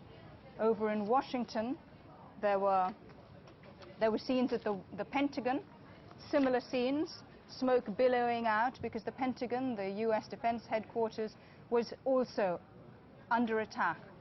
One, possibly two plane attacks. The BBC's Stephen Speech is there. Does it look as if there have been two attacks on the Pentagon, Stephen? So far, I think we're talking about one. Now, that may change, but at the moment, it seems to have been just the one aircraft. I mean, I'm saying just one aircraft. I mean, it is an extraordinary event for an aircraft to crash, it seems, next to the Pentagon. It appears the building itself was not hit.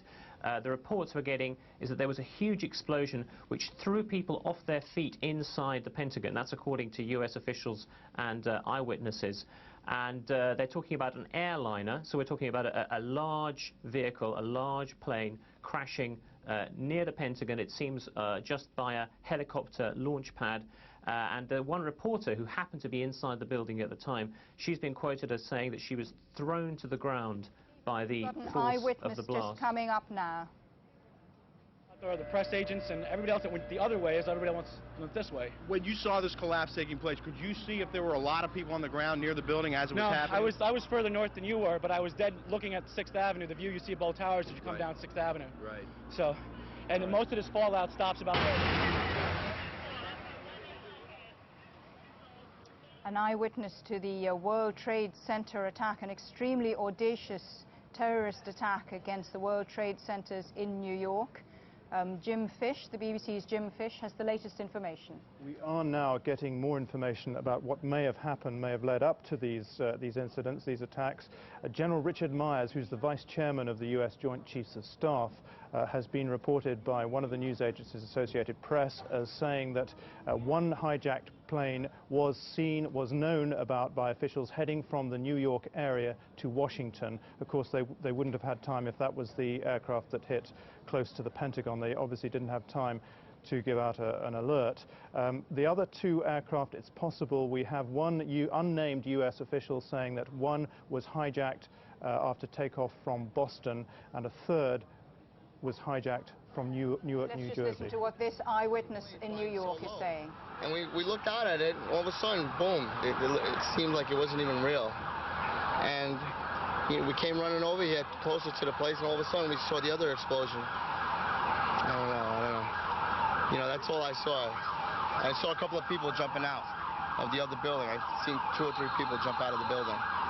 The first one, I don't know if that's number 1 tower, number 2 tower. It's unreal.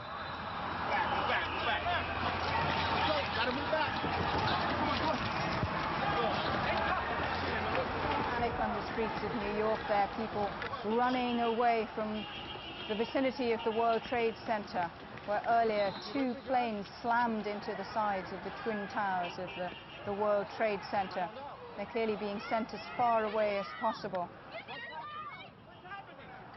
Scenes of fear and pandemonium in New York. As you can see, the twin towers, one is already down, the other is billowing with smoke, the fire still out of control. That people should be as close as this is perhaps rather worrying. It happened in the middle of the 9 o'clock rush hour, and you can see that the police are trying to clear the streets and get people as far away from the building as possible. Perhaps they're worried that the second twin tower might collapse. We saw the first come down with a terrible bang. You can see the fire still raging. Let's just hear what this man has to say. I was in B tower. A tower. What floor were you on? B1. What floor? First one. What happened? Tell me. When a big explosion happened, some guy came out, his skin was all off. I helped him out. This is him all over. There's people jumping out of windows. I've seen at least 14 people jumping out of windows. It's horrific. I can't believe this is happening. Anything else that you saw? Were you there for the second hit by the plane? About 10 minutes later, the second building went off. Did you see it? Yes, I saw it. It just blew up. A big explosion. People started running. It was just chaos everywhere. people jumping out. People just kept jumping and jumping and jumping. And you could still see they were alive because they were flailing around. The FBI has already stepped in to investigate. It could be possibly a terrorist strike. It could be. It could be because there was the first one went off and then 10 minutes later this just blew up out of nowhere. Hard to think that that would just be accidental. No, I don't think it would be accidental. Back it up, folks. Back it up. Back it up. Take point. Kenny Johanneman. Spell your name. Johannemann. And you were working there? Yes, I was right there. Eyewitness I was down in the telling what basement. he saw, a huge fireball at the World Trade Center as two planes slammed into the side of these twin towers in the bottom of Manhattan. The security personnel were trying to move them along. The streets of New York are being cleared, possibly for fear that the second twin tower will come down. Earlier we saw one of the towers collapse in an enormous thud of debris and smoke. It's an extremely dangerous situation still in the scenes in the streets of New York. In Washington, meanwhile, there's been an attack just near the Pentagon. These are pictures of New York. You can see FBI personnel trying to clear the streets. The FBI are investigating these attacks. The US President has said that those responsible will be hunted down and brought to justice. But that's a long way off yet. At the moment, the most important thing is simply trying to stabilize the situation, putting out the fires, and helping the many hundreds of people who have been caught up in one of the most audacious attacks in the United States. You can see just how upset and shocked people are. It happened at one of the busiest times. Bang. And then we saw smoke coming out, and everybody started running out, and we saw the plane on the other side of the building, and there was smoke everywhere, and people are jumping out the windows. Over there, they're jumping out the windows, I guess, because they're trying to save themselves. I don't know. And I don't know, everybody just doesn't know where to go. They won't let, everything is blocked off. You can't even, they're telling us to get out, but there's nowhere to go. And then I heard that another plane hit, and if you go over by there, you can see the people jumping out the window. They're jumping out the window right now. Oh my God. All right, ma'am, thank you. The panic of an eyewitness at the World Trade Center, talking about people jumping out of the windows of the World Trade Center to try and escape the collapsing World Trade Center as a result of two suicide plane attacks. Joining us from Washington is Stephen Speech. There's also been an attack near to the Pentagon, the US Defense Headquarters. Stephen, what can you tell us? It seems that a large aircraft, it's being described as an airliner, crashed into just near the Pentagon, near the west side of the Pentagon, near a helicopter launch pad, or on a helicopter launch pad. There was a big explosion. Eyewitnesses and officials say they were thrown to the ground by the force of the blast. It appears there have been some injuries. One news agency, AFP, is talking about 7 injuries. No reports of any fatalities from that incident here in Washington. But the Pentagon's been evacuated, the White House evacuated, and various other government buildings. So a sense of a great shock and great alertness here in Washington. And presumably all the airports in the United States have been grounded as a result of this. 3 planes apparently hijacked. Well, certainly, yes, at least one of them hijacked, we think.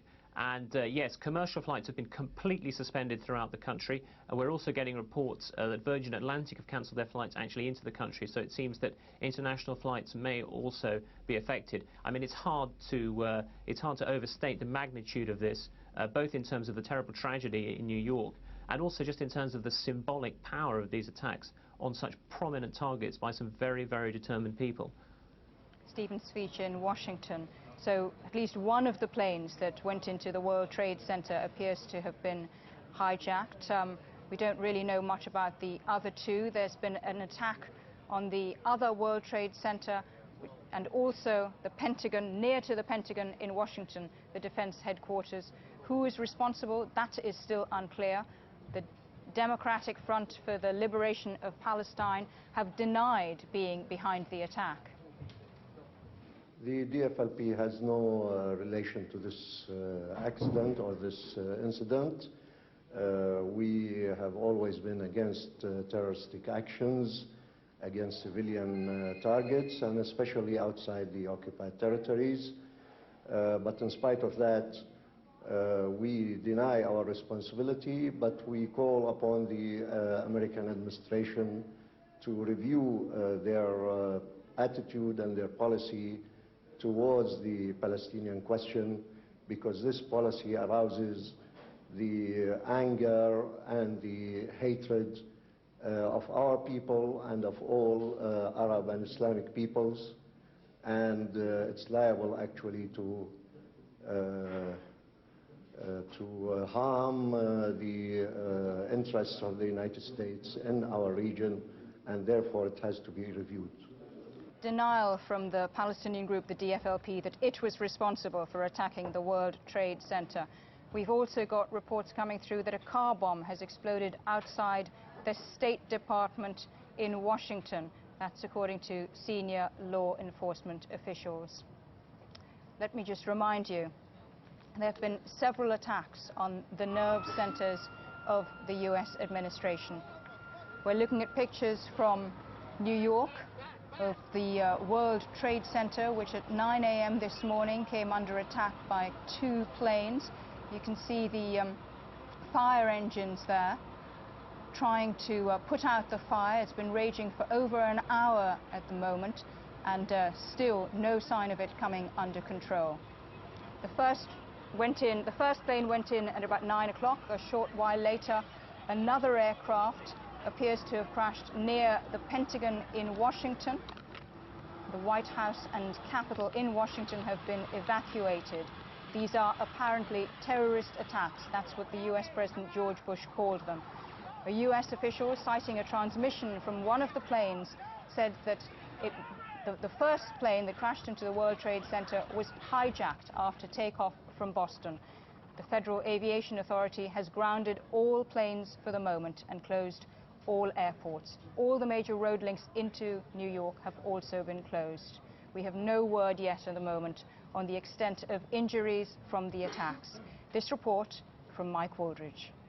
This was the second of the 2 explosions. A plane comes in from the right of the picture and appears to be about to pass behind the South Tower. Next comes a huge explosion with debris showering out from the tower and down towards the streets below. The upper floors of this tower then become immediately obscured by the billowing smoke. This was just a few minutes after there'd been another explosion near the top of the North Tower. Eyewitnesses said this tower appeared to be struck by a plane that came in low and then hit the building at a slight angle. Again, within seconds, the upper floors were consumed by flames and smoke. As panic erupted at ground level in New York's financial center at the start of the business day, the city and the country tried to make sense of it. Many of those who'd seen it happen said they were assuming these were planes that had flown deliberately into the 2 landmark buildings. It was simply hard to believe otherwise. The aircraft seemed to make no attempt to swerve away from the towers. As news of the casualties began to come in, the administration firmed up this growing belief that it seemed to be a terrorist attack. The FBI said it was investigating reports that 2 planes had been hijacked before the attack. And then, as New Yorkers were watching it all happen again, the towers were struck by bombers in 1993. Less than an hour later came unconfirmed reports that something similar may have happened at the Pentagon in Washington. There were reports of an explosion at the heart of the US defense establishment, and this was the scene afterwards. The White House was evacuated too. Mike Wooldridge, BBC News. So these are the pictures now. It's Nick Gowing replacing Nisha Pillay, and you can see still the plumes of smoke. We do have news that a car bomb has exploded outside the State Department. Most offices of state in Washington have now been evacuated. The Pentagon is now very much subject to a major fire and emergency alert. There you have pictures in downtown New York. In the area, I think, from what I can see, near the World Trade Center, one of the towers has collapsed. Both towers have now collapsed.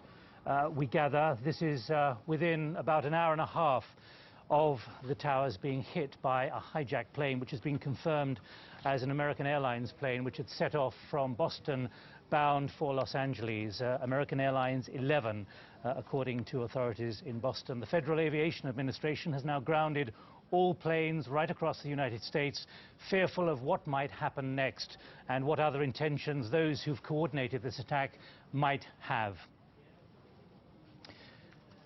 President Bush, who was speaking down in Sarasota in Florida, called this an apparent terrorist attack. That's literally as the news was coming through. This is the scene now from downtown New York. One can imagine the chaos there, but also this is going to have a massive effect on the infrastructure of the United States on the eastern seaboard. There, the Pentagon, you can still see the smoke rising from one part. Apparently the airliner hit the helicopter pad, which is just across the main freeway from the Potomac River.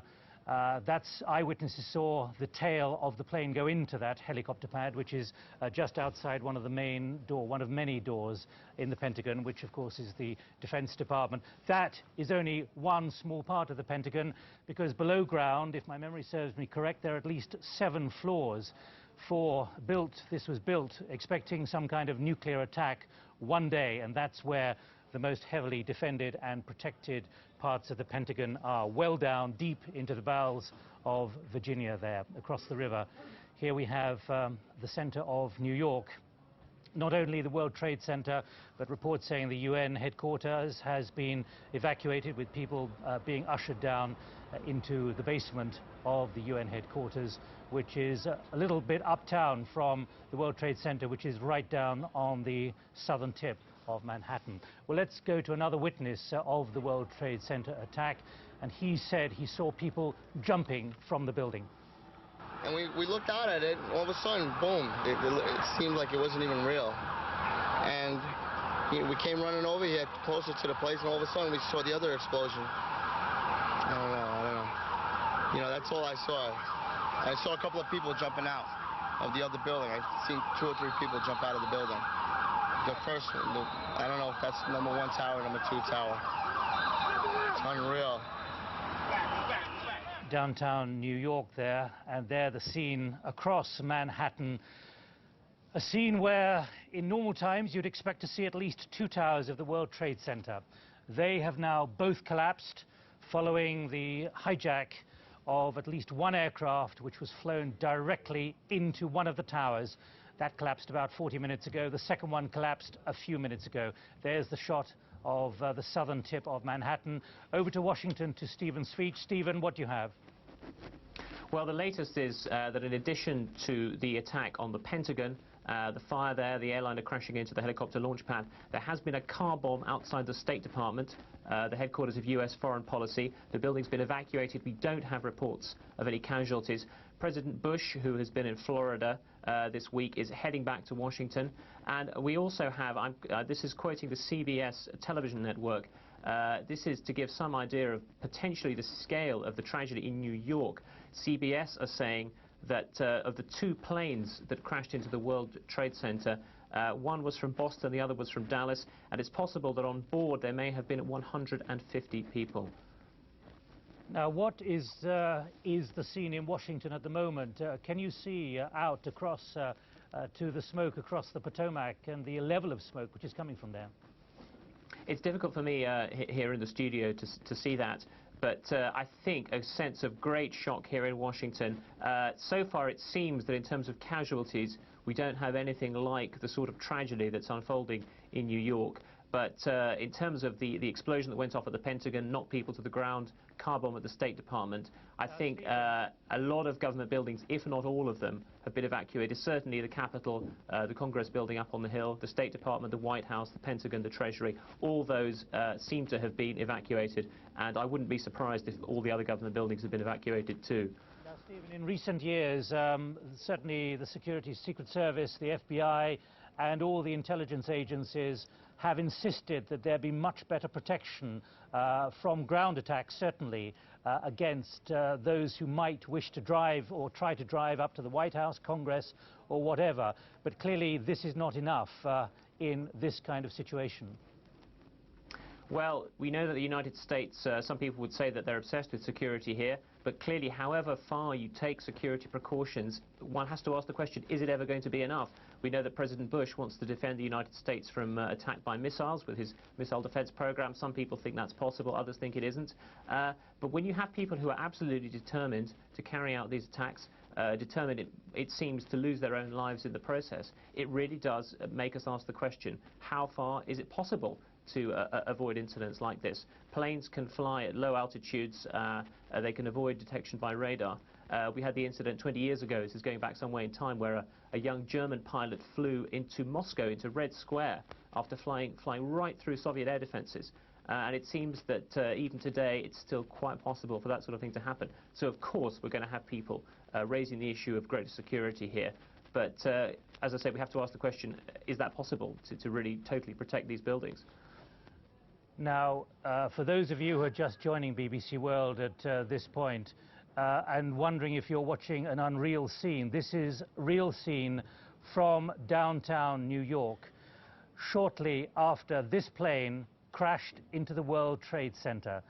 It had been hijacked a short time earlier on a trip, we believe, from Boston. We understand it was an American Airlines plane en route from Boston to Los Angeles, flight American Airlines 11, and that was what began what has been a cataclysmic 2 hours in the United States, because a second plane was hijacked, a third plane was hijacked close to Washington and has been flown into an area which is just to the side of the Pentagon, across the river from the White House, Congress, the executive buildings, the Treasury buildings, the World Bank, and all the main offices of state.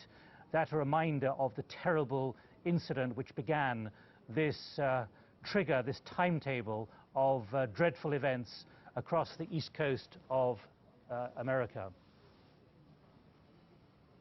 There is the Pentagon, the southern part of the defense headquarters, the brain of the American political, at least, defense system. Of course, they have a large number of bunkers and other secure areas scattered right across the United States, down in Florida, Cheyenne Mountain, across in Colorado, many other secure areas, and indeed there are provisions within the American procedures for the President, Secretary of State, and others to take shelter along with those who have to make the critical decisions.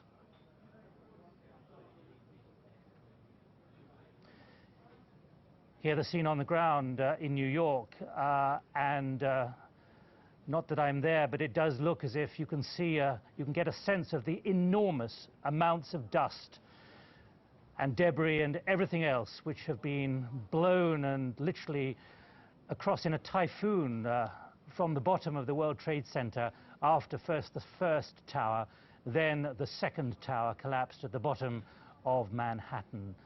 That distinct landmark at the bottom of Manhattan. And that's the scene in what is left in that area alongside the World Trade Center. Ola Gerin, our correspondent, is joining me from Jerusalem. Ola, how is this being viewed from the Middle East? Well, there's an enormous sense of shock here. People have been glued to their television screens with mounting horror, watching the events unfold. I should say that it's still in no way clear that the events taking place in the United States are at all connected to this region, although obviously that must be the fear, and there's a great deal of speculation of that kind.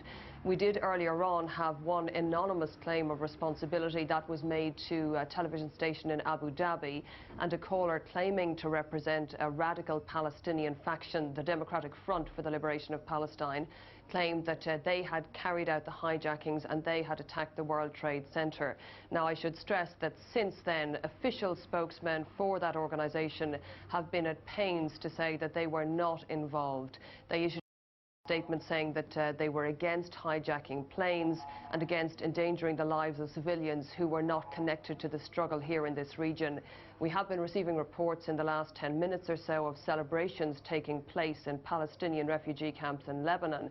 and also of impromptu celebrations taking place on the West Bank. And I think that's something that isn't a great surprise. Many Palestinians here do regard America as being pro-Israeli and will often express anti-American sentiments, but I don't think we can extrapolate too much from that at this stage. Now, all a standby, because I've got more disturbing news that, according to reports reaching us from Pittsburgh in Pennsylvania, another large plane has crashed in western Pennsylvania. That is according to news agency reports quoting officials from Somerset County Airport. I can't tell you precisely where Somerset County is, but just to say, these are unconfirmed reports from western Pennsylvania, from Somerset County, that another large plane, and that means, from what we know at the moment, that means there have been 4 aircraft hijackings, apparently synchronized, attacking, so far as we can see there, the enduring symbols of American power, many of which have now been evacuated. The president has been down in Florida. Now, the first event was just before 9 o'clock on the World Trade Center. There you can see the images from a helicopter of the smoke billowing across the lower Hudson River, across towards the Statue of Liberty. And we've got the eyewitness view of a man who was in B Tower of what was then the World Trade Center. I was in B Tower. B Tower? A Tower. What floor were you on? B1. What floor? First one. What happened? Tell me. When a big explosion happened, some guy came out, his skin was all off. I helped him out. This is him all over. There's people jumping out of windows. I've seen at least 14 people jumping out of windows.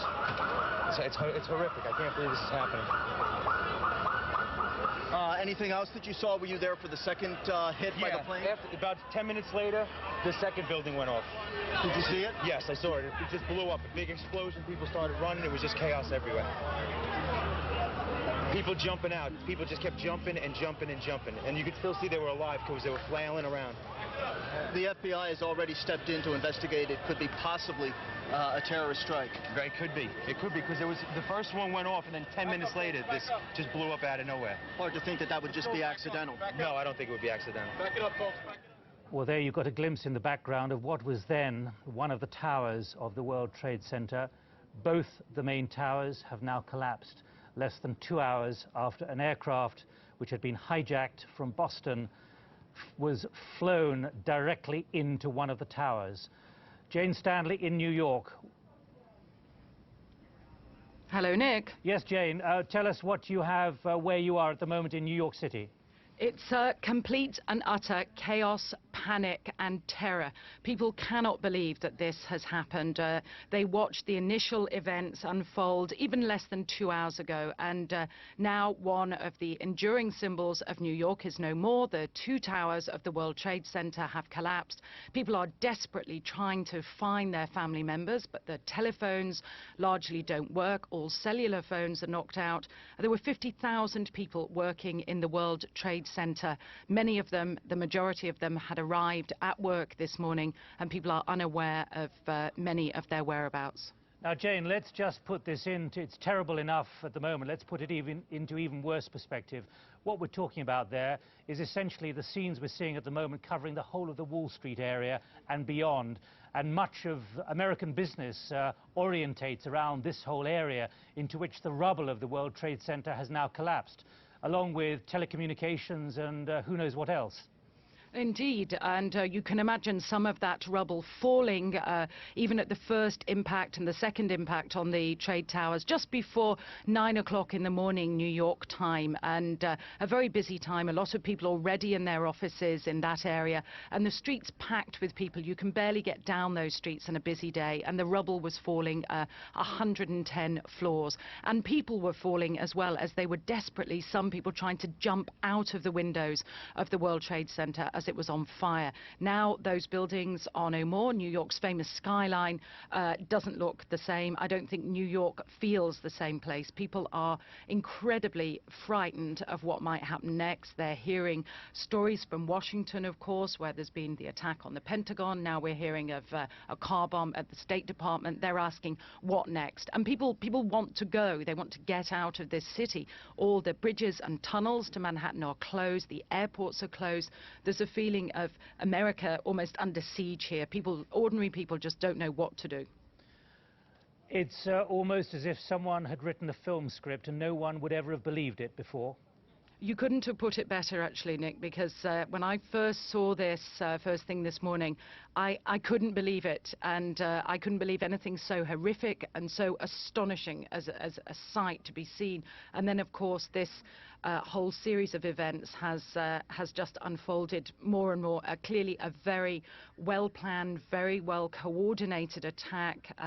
The hijacking of the American airliners flight, we now know, Flight 11 from Boston to New York. No one knows how many passengers yet. That hasn't been confirmed. Were on that plane, the plane that crashed into the World Trade Center towers. I mean, it's almost Orson Welles, isn't it? We're now seeing the courthouse down in Lower Manhattan, Jane. Are you able, I know you've been talking to us and our other BBC colleagues elsewhere, but can you give us a sense of what the radio stations and television stations are telling people what to do now, and the police? Well, the police were just desperately trying to get people evacuated out of the immediate area. I mean, clearly fearing that the World Trade Center Twin Towers would collapse, and indeed they were proved right. And another building next to the World Trade Center has also collapsed. But I haven't been able to listen to the local stations, I'm afraid. The local television stations are running this in very American style as a drama. I think they're just going from minute to minute as we are. It's, as I said, it's less than 2 hours since this first attack, and New York just devastated, and scenes of terror and devastation in Washington as well. Jane, we'll be back with you as soon as we can be for news of what the police and others are now warning about what people should do in New York, both in New York and obviously beyond into New York State. Let's now go south to Washington, where the Pentagon has already been hit by a hijacked aircraft, where I'm joined again by Stephen Sweech. Stephen, a car bomb outside the State Department, many of the agencies being evacuated. What's the latest? Yes, car bomb outside the State Department, and on a bigger scale, this attack on the Pentagon. Now, I was talking earlier about the airliner, it seems, having come down just beside the Pentagon, but I've just been looking at pictures from the ABC network, which show part of the Pentagon apparently having collapsed, and that part of the building also on fire. So it seems that part of the Pentagon has indeed been hit by something. If not by that airline, then by something. Too soon to talk about another explosion, but again, the magnitude of what's going on in Washington becoming a little bit bigger, I think. Now, just stand by, because news agencies, we have to say there is, I think, the second tower collapsing, the World Trade Center tower collapsing. It did so about half an hour ago. That is in New York. And as we watch again with horror that image, wondering how many people are up there, how many people are underneath, how many people may have survived, how many people from the rescue services were underneath, fire tenders and so on, I have to report to you that more detail is coming in of the plane which we gather has crashed in western Pennsylvania. The AP news agency is reporting that a large plane, believed to be a 767, a Boeing 767, crashed at about 10 o'clock local time. That's about 50 minutes ago, about 8 miles east of Jennerstown. That's according to the 911, which is the emergency service dispatchers, reported by local television stations. The airport is about 80 miles southeast of Pittsburgh, and that is the latest we have of what appears, from what we know at this moment, to be a fourth plane which appears to have been hijacked with what one has to describe now as some kind of evil intent. Now, what's important to remember is that about an hour and 20 minutes ago, the Federal Aviation Administration, which administers all airspace inside and over North America and certainly the United States, grounded all planes, issued a nationwide order that all planes should be grounded and none should take off, fearing, of course, that something much worse, if that's at all possible, might be threatening. So there we have the scene of downtown, the southern tip of Manhattan.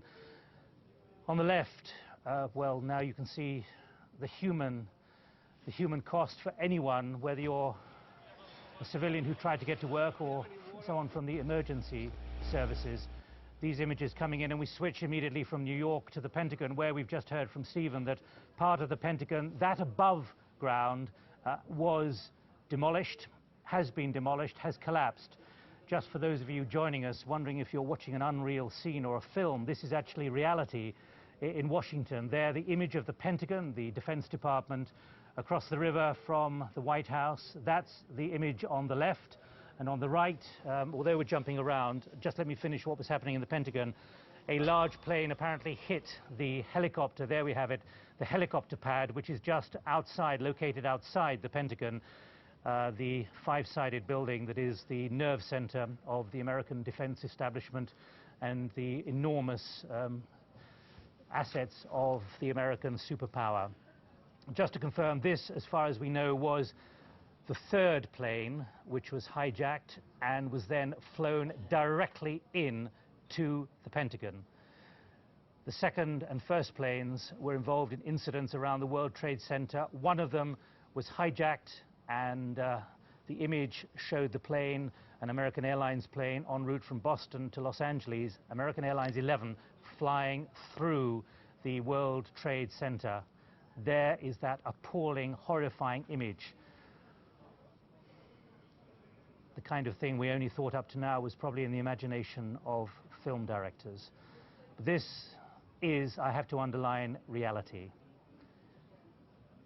These are pictures coming in as I speak, and pictures, it looks to me like downtown Washington on Lafayette Square, across from the White House. There, if I see correctly, you can see one of the main entrances across Lafayette Square, where a large number of anti-terrorist devices, enormous pillars and other devices have been erected in recent years to stop car bombs being driven at high speed into the White House. There it looks to me like the top of the White House. And this, the fountains inside the main garden. These pictures are coming to you, I think, if I read them correctly, from just outside the White House. Of course, the White House, literally within 3 or 4 miles of Reagan Airport, Ronald Reagan Airport, formerly National Airport, which is the way in and out for congressmen, all the big businessmen, and so on. I'm praying for all of us. I am. This video is arriving at BBC World Raw, and so we're just giving and transmitting it to you as it comes in. Images around the White House, around Lafayette Square. The White House, we gather, has been evacuated, although I think we did see some Secret Service officials on top. Now, one of the interesting things, of course, is that a few years ago there was a man with a light plane who tried to fly in to the White House. Not just for my convenience, but for probably the hundreds of people that have already died. It's shocking. But I'm frustrated with the country as a whole that we don't take a strong stand against terrorism. This had to happen. As long as we're going to let people off the hook in the Mideast, Iraq, Iran, and places like that, when they blow up buildings in Beirut and places like that, if we don't take a strong stand, this is going to continue. And it was just a matter of time. That raises an important point. Terrorism has finally come to the United States in a way which American officials have long feared and dreaded. It's the doomsday scenario. It always seemed to stop at the American Eastern Seaboard. It always happened elsewhere. And now that is the very human reaction of someone in downtown Washington, D.C., the nation's capital, to what has happened. Now, although it seems a bit unreal to even read this to you, because of the horror of what we're seeing in the Pentagon and we've been seeing at the World Trade Center, and downtown, there we have it, downtown Manhattan, the southern tip, all the blocks in southern Manhattan, we were hearing from Jane Stanley a short time ago, the place paralyzed by disaster, human tragedy, and the U.S. Securities and Exchange Commission Chairman Harvey Pitt has said that the U.S. securities market has decided not to open for trading after the aircraft crashed into buildings in New York and Washington. He did say in a statement, and I quote, that trading will resume as soon as is practicable to do so. But one has to underline that much of Wall Street and the dealers in the United States, right, we're going to Yasser Arafat, who is now speaking to his government, to the American people for this terrible act. We are completely shocked, unbelievable. Thank you. There we had commiserations, expressions of regret from a very somber looking, that from the Reuters news agency in Jerusalem. Yasser Arafat being interviewed, offering a few words of horror himself at what has happened. And there we see, just to underline what Harvey Pitt, the US Securities and Exchange Commission chairman, has said a few minutes ago, that normal trading will resume as soon as it's practicable to do so. But underneath all that smoke down there is what we loosely call in two words Wall Street, which is the heart of the financial services of the United States. Reuters television. What do you think about what you're seeing? It's just awful. It's incredible. It's just, I can't imagine how many people are dead. Just the most amazing situation. It's awful. I hope they can figure out a way to get to terrorists, because it's got to stop. Amazing. So I don't know, not much is being said about people on the ground, but that was a hell of an explosion when the building collapsed. It appeared to collapse. I mean, think about it. You know, one tower of the World Trade Center collapsing on top of all the people on the ground. So I wish they would come up with some kind of thoughts about what's going on the ground. Millions, I mean thousands of people, tens of thousands, hundreds of thousands are going to be touched by this. So it's the worst. Never seen anything like it. I mean, Kansas City, less than 200 people. This is going to be thousands. Where are you from? I'm from New Jersey. Okay, and what's your name, please? Karen Furman. How do you spell it? F-U-R-M-A-N. These are the very human reactions of what you're seeing in front of you. Can I just confirm now that according to United Airlines, an official in Paris said one of the two planes that crashed into what were the two twin towers of New York's landmark World Trade Center was a Boeing 737 from United Airlines. And one World Trade Center hit somewhere on the 67th floor. I was on the 56th. And was it chaos trying to come down the steps? Yes. What was it like? Describe it for us. Everybody was on top of each other trying to come down, and then somebody finally calmed the crowd down to get them to come down the stairs in an orderly fashion and get them out of the building. And what just happened now? The building just came down. One of them, I don't know which one came down. I don't know if it was one or two. What did you start doing when that happened? Running. Like everybody else, but trying to calm the people down while they were running, because I told them this is how people get hurt. Is that when they start trying to, you know, get out of the way, and it's just crazy. I just thank God I made it down from 56. What's your name? My name is Debbie. Debbie, your last name? Troy. Troy, and where do you work? I work at... Now, just to confirm, let's clarify where we've got to. We were heard that two United Airlines planes, had been hijacked and hit the tower. We now know that one of them was American Airlines Flight 11 from Boston to Los Angeles. The second was United Airlines Boeing 737. Now, joining me here in the studio is Stephen Simon, who was a counterterrorism expert. You still are, Stephen Simon, and you were in President Clinton's National Security Council until 1999. You were planning, you were assessing intelligence, fearing something one day like this might happen in your National Security Council. Is this the doomsday scenario? Nick, this is about as close to the doomsday scenario as could be contemplated. I'm a bit shook up at the moment. This is a devastating thing. But yes, attack by air was contemplated. It's obviously an extremely difficult thing, if not an impossible thing, to counter. Okay. Now, were you expecting that one day something like this would happen? Did you have the systems in place to ever stop this? Were they planned for? The question really, Nick, is how one stops it. It is actually, and under these circumstances, perversely true that it is illegal to destroy a civilian aircraft in flight. It simply cannot be done. So even if it were known that these planes were on a trajectory headed into these buildings, it would have been a problematic scenario. Right. Stephen, wait one moment, because we can go live to Washington, to Johnny Diamond in Washington, one of our correspondents there. Johnny, can you just update me on what you know about what is happening around the White House? Well, what we understand now is that much of official Washington has been evacuated. This is because of what have been reports of 3 explosions in the US Capitol. One, which we have obviously confirmed, you've almost certainly seen pictures of. The Pentagon has been attacked. A plane has gone into one side of it. Part of the building has collapsed. There are flames visible in the rest of the building. There are unconfirmed reports of a car bomb outside the State Department, which obviously houses the US Foreign Affairs Department, and also reports of an explosion on the US Capitol, which houses the US Congress. Much of official Washington is now abandoned, evacuated, effectively paralyzed. Staff have been sent home, and security measures are being put in across the US Capitol now. President Bush was supposed to be going back to the White House, journeying back from Florida when he heard about the World Trade Center. That won't be happening anymore. The White House has been evacuated. The security service is patrolling the grounds.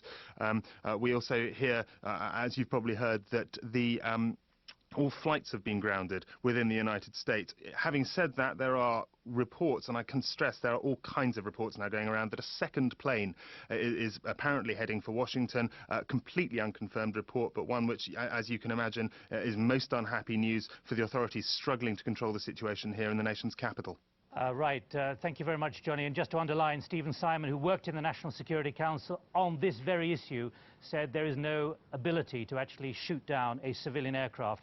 This is what he just told me a moment ago. He's sitting in the studio with me. Let's now go to Rob Watson, who's up Pennsylvania Avenue from the White House in Congress. Rob, go ahead. What's the scene there?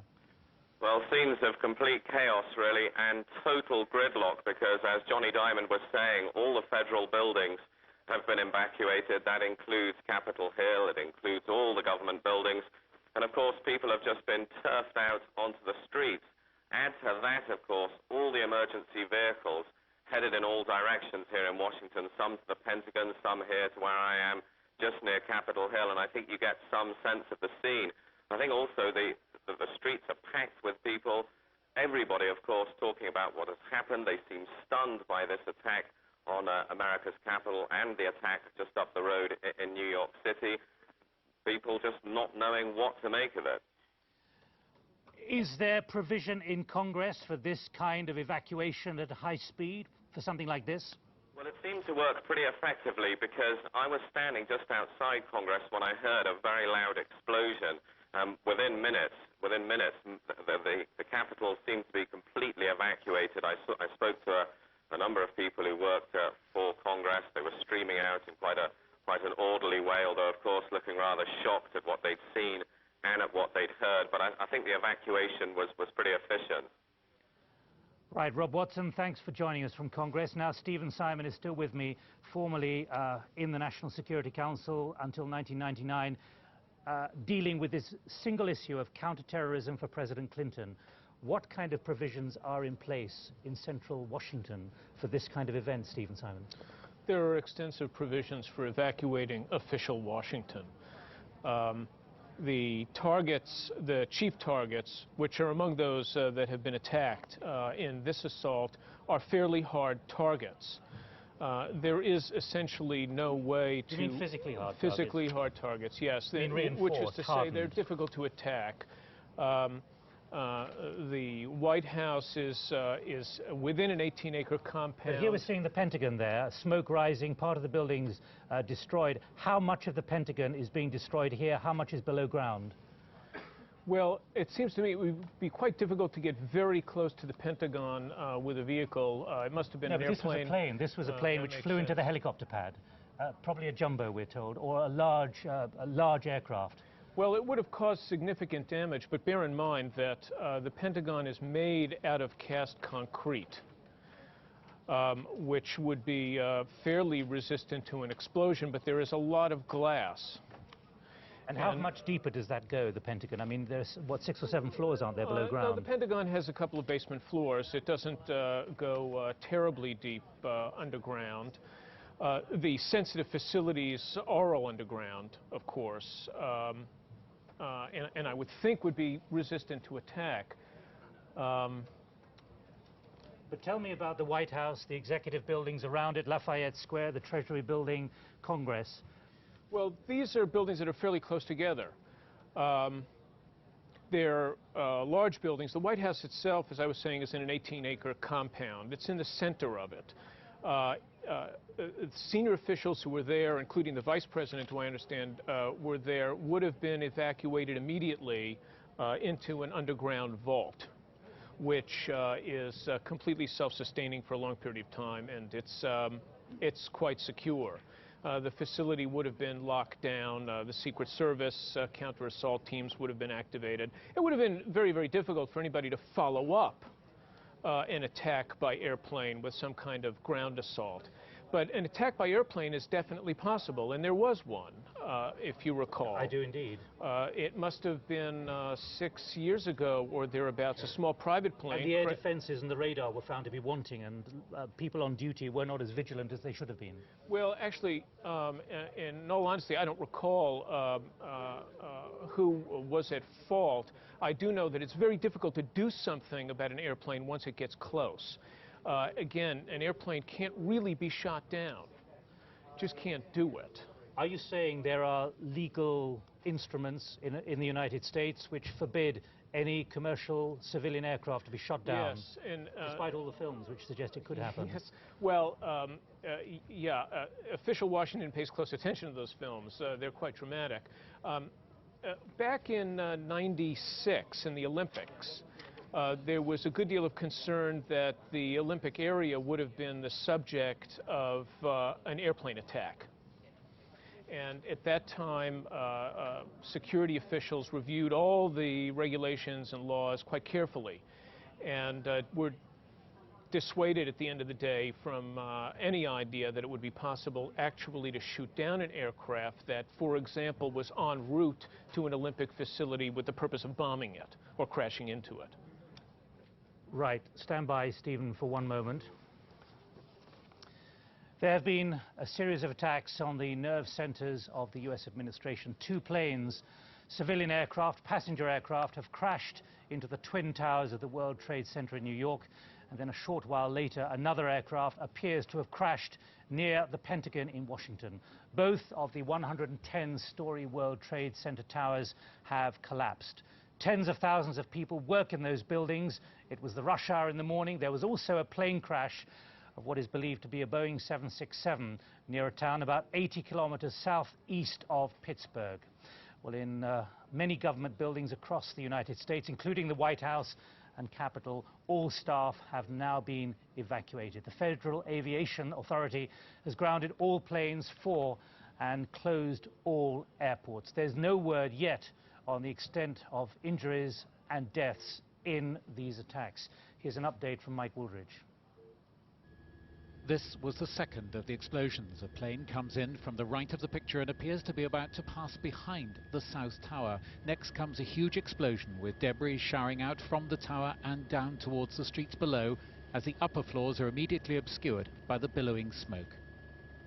By now, the other tower, the North Tower, was already ablaze at the top as well, after being struck by another plane. Eyewitnesses said the planes made no attempt to swerve as they flew towards the buildings. New Yorkers assumed they were reliving the 1993 attack on this, one of the most famous landmarks of the capitalist world. But this was to be infinitely more audacious.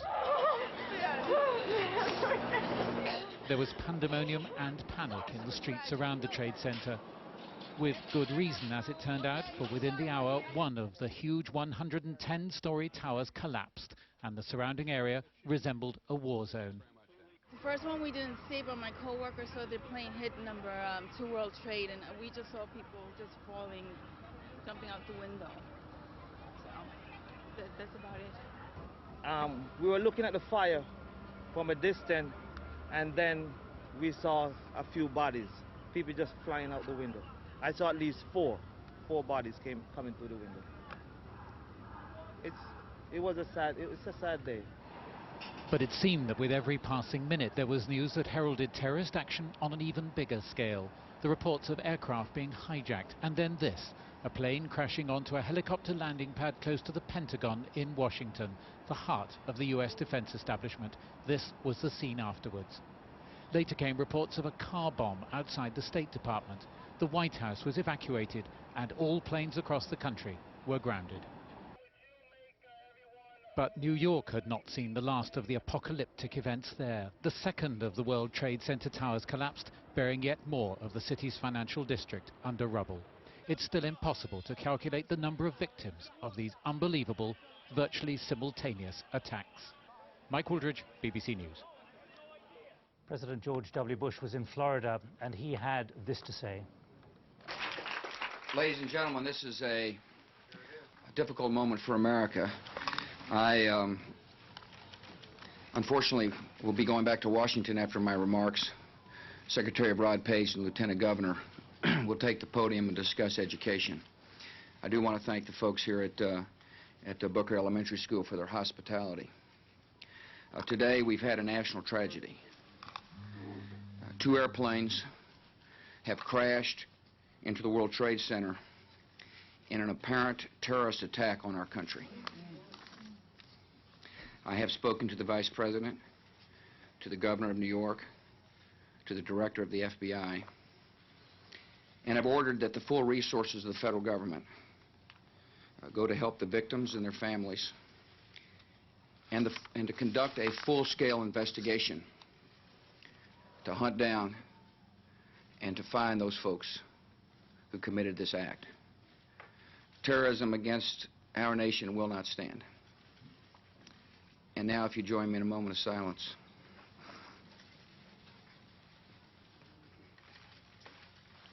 May God bless the victims, their families, and America. Thank you very much. Well, despite earlier reports, the Democratic for the Liberation of Palestine have denied being behind the attack. The DFLP has no relation to this accident or this incident. We have always been against terroristic actions against civilian targets, and especially outside the occupied territories. But in spite of that, we deny our responsibility, but we call upon the American administration to review their attitude and their policy towards the Palestinian question, because this policy arouses the anger and the hatred of our people and of all Arab and Islamic peoples, and it's liable actually to harm the interests of the United States in our region, and therefore it has to be reviewed. Let's now go to Washington for the latest there to Stephen Speech. Stephen. Well, the latest here in Washington is that a plane has crashed into the Pentagon, or at least into part of the Pentagon. Part of the building has collapsed and is on fire. We also know there's been a bomb explosion outside the State Department, a car bomb. Government buildings have been evacuated. Federal employees have flooded out into the streets. The U.S. Capitol, the Congress building, also evacuated. And meanwhile, of course, in New York, a tragedy on what seems to be a terrible scale. 2 planes have crashed into both the towers of the World Trade Center, and those 2 towers have collapsed, and it's feared with heavy loss of life. And the scene across the nation, what's the atmosphere? I think an atmosphere of great shock. What's happened throughout the morning here has been that one piece of bad news has followed another. So first of all, we had the attack on the World Trade Center, then developments here in Washington, and now these reports, which now have been confirmed on at least 2 news agencies, that a 747 jetliner has crashed on a flight from Chicago to New York. It's crashed in Pennsylvania. So I think a sense of great shock, people simply almost unable to believe what's going on, and a great sense of vulnerability and a sense that there is somebody out there, wherever it is, who is determined to attack US targets. And we are getting reports, unconfirmed at this stage, that there is somewhere up there another aircraft which is heading somewhere. Stephen? I can't confirm that. What I can tell you is that all transatlantic flights have been diverted to Canada, so no flights from across the Atlantic or from coming in to the United States at the moment. All US commercial flights have been grounded, and therefore if there is a plane out there, it will stick out like a sore thumb, and I think the authorities will be pretty worried. There, the scene at the World Trade Center, and I have to tell you, Stephen, as the tower collapses there, the most horrendous image. And we have to think of the people who were in there and around the bottom of the building at that time, as all that rubble, masonry, steel collapsed, as you are watching it there. Yes, I think perhaps the one element of hope, I was listening earlier to the people who had been inside the building. It seems that at least quite a lot of the people who were inside the building on the lower floors were able to make their escape after the plane attack and before the buildings collapsed. But of course there would have been people perhaps still trapped in there, and people on the ground who may have been hit, and of course it's quite possible, according to at least one TV network here, many people on board those 2 planes as well. Stephen Sveach in Washington, thank you. You can see behind this eyewitness the towers still standing. One of the towers, those towers are no more after the impact of the 2 hijacked aircraft, both within about an hour and a half, collapsed to the ground in South Manhattan. People jumping out. People just kept jumping and jumping and jumping. And you could still see they were alive because they were flailing around. Now, just let me clarify something that Stephen said about transatlantic flights being diverted to Canada. It has just been reported by the Reuters news agency that Canada has now shut all airports. That's according to the Transport Ministry in Ottawa. Now, Stephen Simon, you were in the White House for 6 years. Your job was counterterrorism for President Clinton until 1999. Here you are sitting horrified watching all this. I have to ask you, was any of this preventable? Or, after all, think back to Oklahoma City. The initial assumption was this was terrorism with a Middle East connection. It was found to be Stephen McVeigh. Should we assume this is Middle East terrorism? There are a number of possible candidates, Nick. Middle East terrorists are one of them. One thing that's obvious from this attack is that the terrorists wanted to destroy symbols of American power, authority, prestige. Leadership targets, as well as buildings that signified the financial might of the United States. I'm talking about the coordination here, Stephen. I just need to complete this point, which is that Timothy McVeigh represented exactly this motivation. Now, having said that, so does Osama bin Laden. And what's striking about this attack is that it was against several targets and it was coordinated in a simultaneous fashion. This is right out of bin Laden's playbook. And it's also very consistent with bin Laden's rhetoric. But let me just press you on this, Stephen, because in the end we are talking about 4 planes apparently hijacked in a coordinated way. That's more than Timothy McVeigh, isn't it? It is more than Timothy McVeigh. All I'm saying is that jumping to the conclusion that this is Islamic terrorism is unwarranted at this point, as tempting as it is. And I can give you reasons why it's tempting. Please do. I was talking about bin Laden's rhetoric. It is extremely forceful and uncompromising. A videotape was recently released. It was a hodgepodge of videotapes previously made of bin Laden. But it was assembled and distributed not long ago, and in it, bin Laden reiterated his call for jihad against the United States and reiterated his determination to strike out against American power and arrogance as he perceives these things. Secondly, there is a determination here to cause large casualties. Now, this was clearly a concern of Timothy McVeigh's, but it's also a chief concern of the groups that have gathered themselves around bin Laden to target the United States. These groups are looking to cause huge numbers of casualties, and they've tried it on a number of occasions. They've tried it against the World Trade Center, in fact. So there's another reason why one might think, well, this is in bin Laden's playbook. And then there's the coordination that we discussed a minute ago. When he attacked the embassies in East Africa, it was done in a coordinated way, and it was actually very impressive to counterterrorism officials. And of course, some of those who were charged with the incident in Nairobi were arraigned in a court in Manhattan. They were arraigned in a court in Manhattan. Well, it's interesting, actually, that you mentioned that court in Manhattan, because the transcripts of the East Africa bombing trial reveal connections between Ramzi Youssef, the conspirator who attempted to destroy the towers a number of years ago, with Osama bin Laden. Apparently, there was a connection there. When you were sitting in the National Security Council, and you've said half an hour ago when you first joined us that this really is the scenario from hell, the doomsday scenario that none of you ever wanted to even contemplate, even watching it in a movie. Did you ever, before you left in 1999, see similar intent where you were able to steer the terrorists away, stop terrorism before it happened? In other words, you got wind of it. Yeah, there was one case in particular which was extremely frightening and thwarted only at the last minute, and that was an attempt to destroy as many as 11 or 12 747s, American flag carriers, over the Pacific, more or less simultaneously.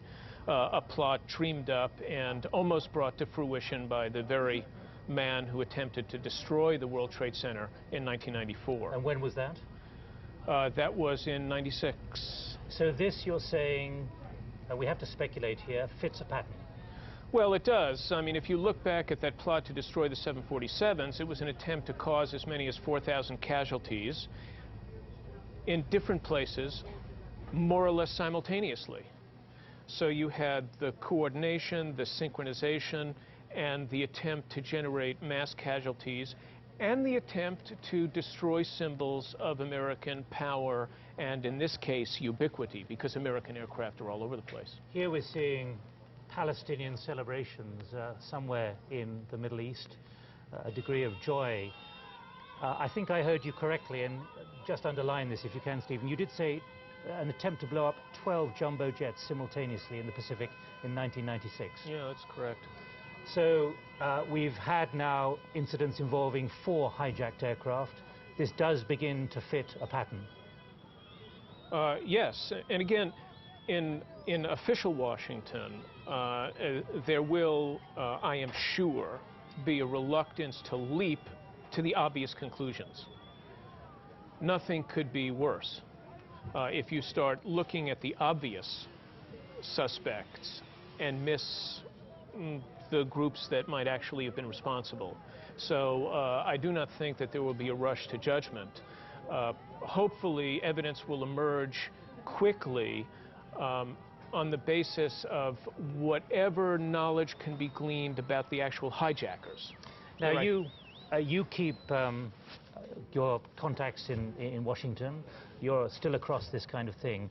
If you had to list in bullet points for the president why someone would do what we're seeing there in South Manhattan, the World Trade Center hit by 2 hijacked planes, why would you say briefly that this has been done?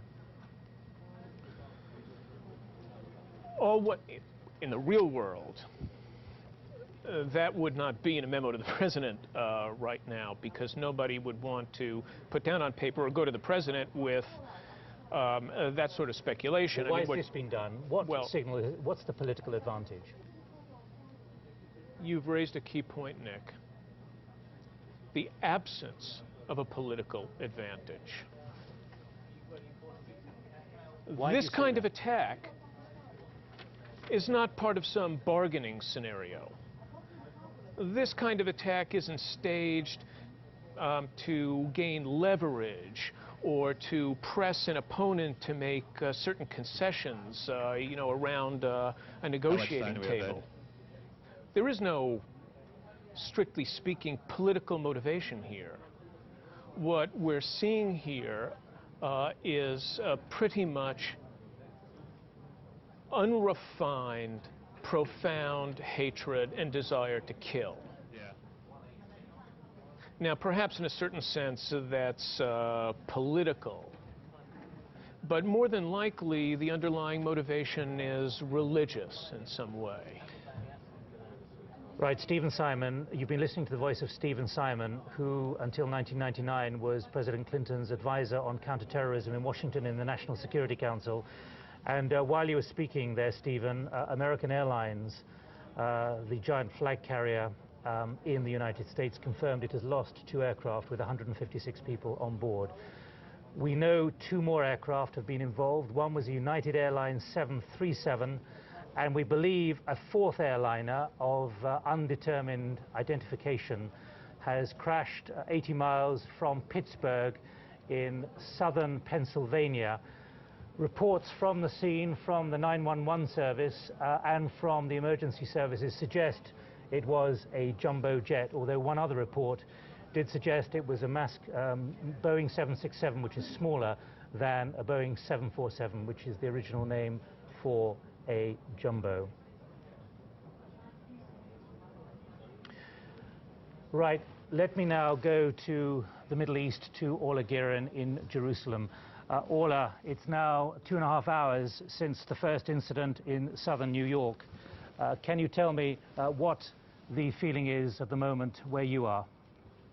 Well, the response here really has been one of absolute shock and complete horror. People here have been watching the events unfolding on television with a sense of disbelief. We know that within the last 10 minutes or so, Israel's Prime Minister Ariel Sharon has phoned President Bush to offer his condolences.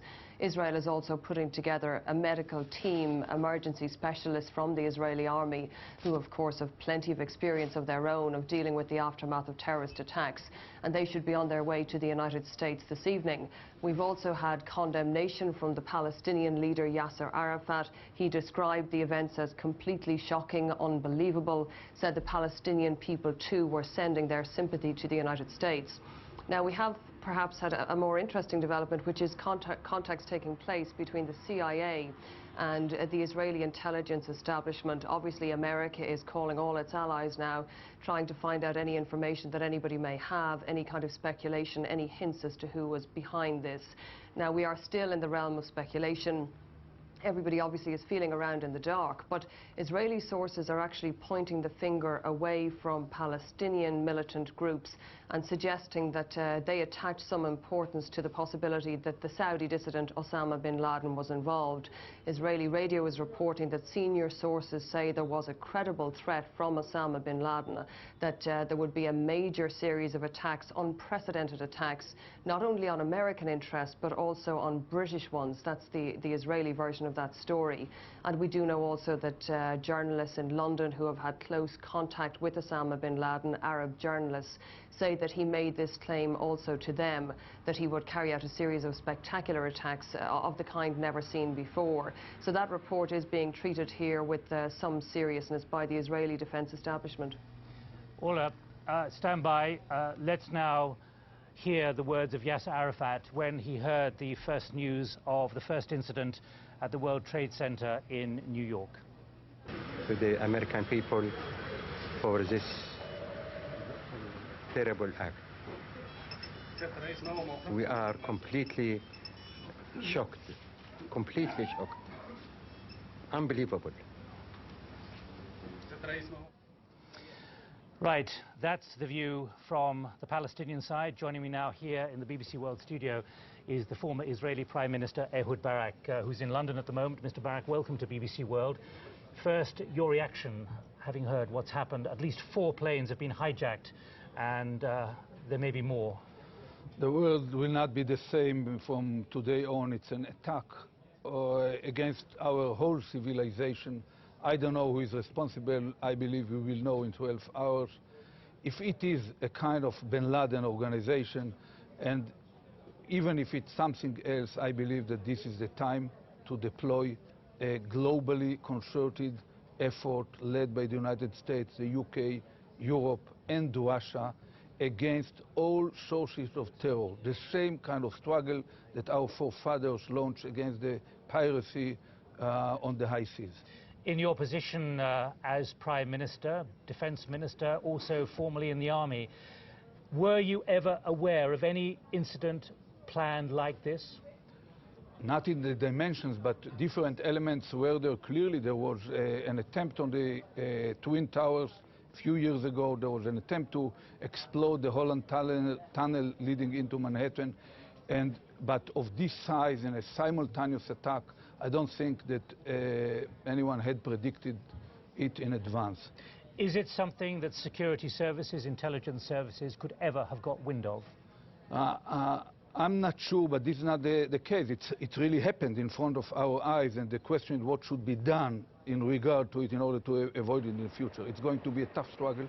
There will be many tough and painful moments along the way, but I believe that if we will coordinate diplomatic, operational, intelligence and economic activities that will not let them land at any airport and will isolate automatically any nation that is ready to host terror or support them.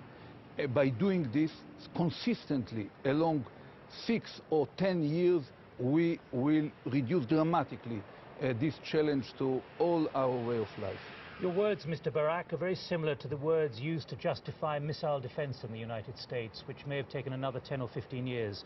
Here we've seen low-tech hijacked by those with evil intent. Yeah, I believe that it's, first of all, missile defense is also something which is clearly needed as long as there are rogue states, and it should be done, and it should be deployed maybe not on national level but only on trans-regional level to cover exactly the threat from rogue states like Iran, Iraq or Libya. But in this area we will suffer. It will not be so easy to go aboard an airplane in the near future, but we have no way but to stand firm facing terror. Otherwise all our way of life will be threatened. And to stand firm means to isolate from the world every nation that is hosting them and calling every terror thug with the accurate name and be ready with all the pains that come with it to act upon our observations. What price might democracy have to pay, given what has happened in the last 3 hours in the United States, given what you're experiencing now in Israel, in the center of Jerusalem, from your own citizens now, with the bombing over the weekend? There is no shortcuts. You know, our civilization is already highly vulnerable. Look at the entrances into the gates of boarding airplanes. It's a situation where it's not easy. Every simple step, crossing borders or going on a plane or on a ship, will become more complicated. But at the same time, it's a time to identify. There are no more than 5 or 6 countries in the world which are directly or indirectly responsible for hosting terror. There are no more than 10 or 15 terror thugs in the world. All the organizations are well known. The MI6 know all the information, the CIA knows, the Mossad knows it, and the same, the Ziem Bureau, the BND. And it's time for action. Facing such an attack, we cannot but act. And these terror thugs and rogue leaders are highly skillful in identifying the slightest cracks in the wheel of power or power of will of the leaders of the free world. But let me press this point about democracy and the price democracy may have to pay, because you know very well that many passengers in the United States have long expected to be able to walk into an airport, get on a domestic aircraft unhindered within about 10 minutes of the plane taking off. Yeah. They expect that as a free country. And it's a part of the problem that we have in a world which is so turbulent that we won't be able to isolate our advanced way of life from what happens around. And it's a time to launch a operational, concrete war against terror, even if it takes certain pains from the routine activities of our normal society. Now, Mr. Barak, you have deep problems, great attention in the Middle East at the moment, but you've used there a war against this kind of terrorism. What can be done? Because the great thing that is talked about by people like you, diplomats, politicians, world leaders, is preventing conflict before it happens. When you talk about a war, how do you take a war or a challenge or a struggle to those who are determined, through 3 or 4 people only today, to hijack 4 planes at least, as we know, hit the Pentagon, hit the World Trade Center, try and hit, we believe, somewhere else? How do you take a war to 4 people? I spent decades struggling terror, almost, with my 10 fingers, together with a lot of colleagues all around the world. I believe that the world intelligence community, in a concerted effort, can identify within few months the sources of this terror. They can identify the places where they are deployed on Earth. Every such a place is within certain country. Bin Laden sits in Afghanistan. There is a source of terror. Who else do you identify, though? Because we're not saying he's responsible for this necessarily. No, we don't say that he's necessarily responsible. We know where other terror thugs are living. We know that Ferganskaya Dolina in Central Asia is a major route for drugs, but at the same time major route for terror. And I know that President Putin is highly committed to the struggle against terror, and I feel that he should be part of this international effort. I believe that the MI6 is highly capable. You have proven it along decades. Your own skills in standing firm politically and acting pointedly, operationally against terror. And we should cooperate with preemptively? Both preemptive and by diplomatic means, namely rogue states. There are 5 of them: Iran, Iraq, Libya, North Korea. These kind of states should be treated as rogue states. And the same applies to even to leaders like Arafat. We've heard him just recently condemning this. I praise him for this condemnation, but he personally is responsible for many terror events that happened in the last few years. Same happened in some other capitals in the Middle East. Ehud Barak, former Prime Minister of Israel, here in BBC World. Thank you for joining us here in our studio in London. And as Mr. Barak was speaking, we were seeing live pictures there from downtown New York, from Manhattan, where we gather from local hospitals that many hundreds of people have been admitted in chaotic scenes to the hospitals with extensive burns. We gather also that, and here you're seeing live pictures from the White House. You can see there part of the very familiar landmarks around Pennsylvania Avenue and the Mall, one of the presidential helicopters coming in to land in the vicinity of the White House itself.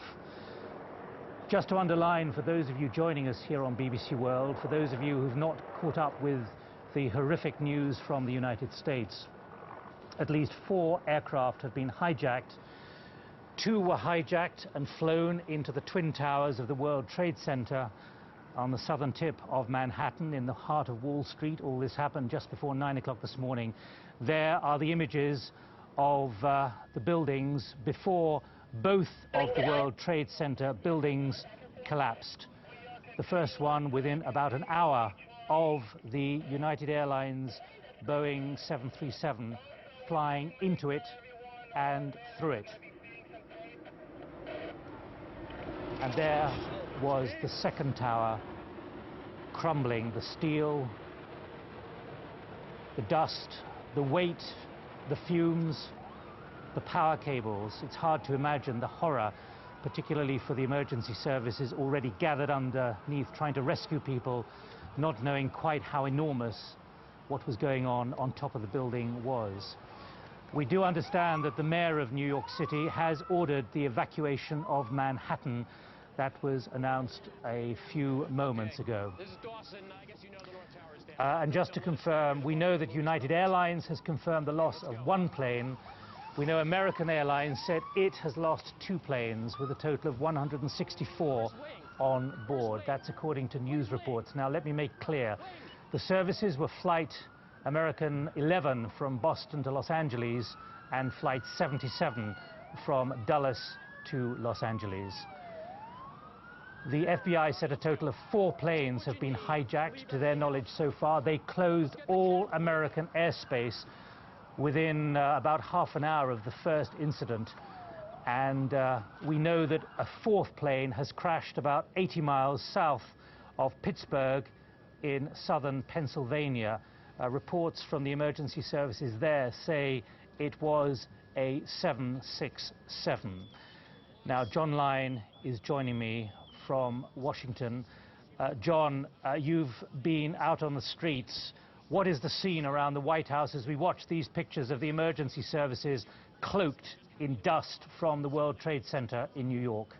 Well, perhaps I can take you back. I was first down at Washington National Airport, which is very close to the Pentagon building. I was trying to get a flight from there to New York. Very soon we heard the airport was closed and it was evacuated, and people said that there had been a plane crashed on the Pentagon. The report from there was it was a Boeing 757. The Pentagon building is very close to that airport, so it could have just crashed on its way in. At first, of course, without knowing it was some sort of attack. You might imagine it was a plane on final approach, just not quite making it to the airport. You could see and indeed smell this horrible great pall of black smoke, little bits of debris even floating down on us there. A horrible sight I hope I never have to see again. A lot of people, their airline staff particularly, discussing which flights they might have been, because they, of course, would have known people possibly on those flights, their colleagues and so forth. I even spoke to a couple of people who had been booked on one of the flights which is believed to have crashed, and decided just to have a line this morning, which, of course, saved their lives.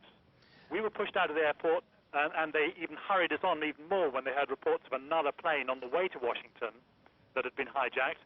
Pushed away from the airport, we eventually managed to flag down a little shuttle bus, which took us in towards the District of Columbia. At this stage, even though what was slowly becoming clear, people just hadn't quite grasped the enormity of the disaster. They were still asking, when's my luggage going to arrive? Which hotel can I stay in? Where are the flights being diverted to? And things like that. And indeed, it looked like commuters were still coming past on the road because perhaps they hadn't had their car radios on and hadn't realized what had happened. Then as you go on that road, going into the District of Columbia, going into Washington, you see the Pentagon building on your left. It's a huge, great, sprawling building, quite low rise, and this pall of smoke is around the back side of the building as you're looking from the Potomac River, from the center of Washington. Still well alight, maybe an hour after that plane must have crashed on it. Going into the center of Washington, for the most part, the road were actually open and working quite normally until you get into the center of the District of Columbia, when there is complete gridlock. All office workers have been sent home from federal offices. Indeed, I try and even to go into a museum to use the telephone, and you're not allowed in. Everything's been shut down here. The city is ground to a complete standstill, except, strangely, the subway system. I'm in an underground station. You may be able to hear the trains still running, perhaps usefully, because it's about the only way to get around here. And so right in the core of this city, perhaps in the epicenter almost of the disaster, a strange air of normality. There's people actually walking in the Mall, the central green swathe in the middle of Washington, and people are walking around. There's still some tourists with their little backpacks and so forth, not quite knowing what to do with themselves. John, as I'm talking to you, we're looking at video. I can't quite work out where it is. I suspect it's in New York, judging by what you've been saying. But in that ride back from National Airport, Ronald Reagan Airport, how would you say the city is coping with it? Because in the end, they have been deeply worried about terrorism, and they have taken certain measures with bollards and other big preventative devices around the city centre for several years now. Well, the word certainly seems to be getting round very quickly. The main problem is, once everybody gets in their cars in this city, inevitably there is gridlock. Perhaps eventually they're going to have to think of some way of cutting down the number of cars on the road within these disasters. Inevitably, you have single people individually getting into their cars, and the whole place grinds to a halt. We have, incidentally, on the local radio stations here, and I don't know if you've heard at your end yet, reports also that a bomb or a car bomb may have gone off outside the State Department, which is at the far end of the Mall from the Capitol building, quite close to the Potomac River. I haven't heard that confirmed. Obviously, I'm out on the street and can't speak to the police, but that is the word from security sources quoted on the radio here. All those buildings, particularly the State Department, have bollards and barriers so that anybody attempting to car bomb them has to park quite a distance from the building, so the impact of the blast is reduced. So we'll have to wait and see what's happened there, whether that has indeed happened. John Lyon, our correspondent in central Washington, D.C., speaking to us from a subway station, one of the few things that's now working. And as he was speaking, we were seeing earlier images shortly after the United Airlines plane hit one of the Twin Towers just before about 10 to 9 local time, New York City time, in the height of the rush hour. Both those towers you can see before you now on the screen, believe it or not, for anyone who's just tuning in, have now collapsed following what has really been an unreal 3 hours both in New York City and in Washington. Let me just, as we look at those images of the two towers before they collapsed, one about an hour after the incident, one about an hour and 40 minutes after the incident, that there are 4 planes which have been hijacked. That's been confirmed by the American authorities. The American Federal Aviation Authority has shut down American airspace and did so shortly afterwards. Canada has also shut its airspace, according to Ottawa. And a 4th plane, after these Twin Towers were hit by 2 planes, and a 3rd plane was flown directly into the outer perimeter of the Pentagon, which is across the Potomac River from Washington. A 4th aircraft, believed to be a Boeing 767, crashed about 80 miles south of Pittsburgh in South Pennsylvania. Now, I'm giving you information simply as it comes in, without any suggestion of attribution or pointing finger, but just to report that Afghanistan's Taliban ambassador to Pakistan has condemned all the attacks within the last few minutes. These are the pictures of the Pentagon. Let's now go to Boston, to a public security official. 2 planes took off from there and were flown into the World Trade Center. Let's listen to his remarks. That's outside of the scope of the airport's responsibility. We're leaving it up to the FAA to conduct that activity. Joe, what is the code Fort Knox? We have reports of employees screaming Fort Knox around the airport at the time that the planes went into the World Trade Center. I don't know what that means. Doesn't have any connotation here at Logan Airport. What about planes that are flying in here? Are they being rerouted somewhere else? Aircraft were flying into Logan Airport. We did take some arrivals, but now since the airport is shut down, these flights will be diverted to Canada. They're not taking flights either.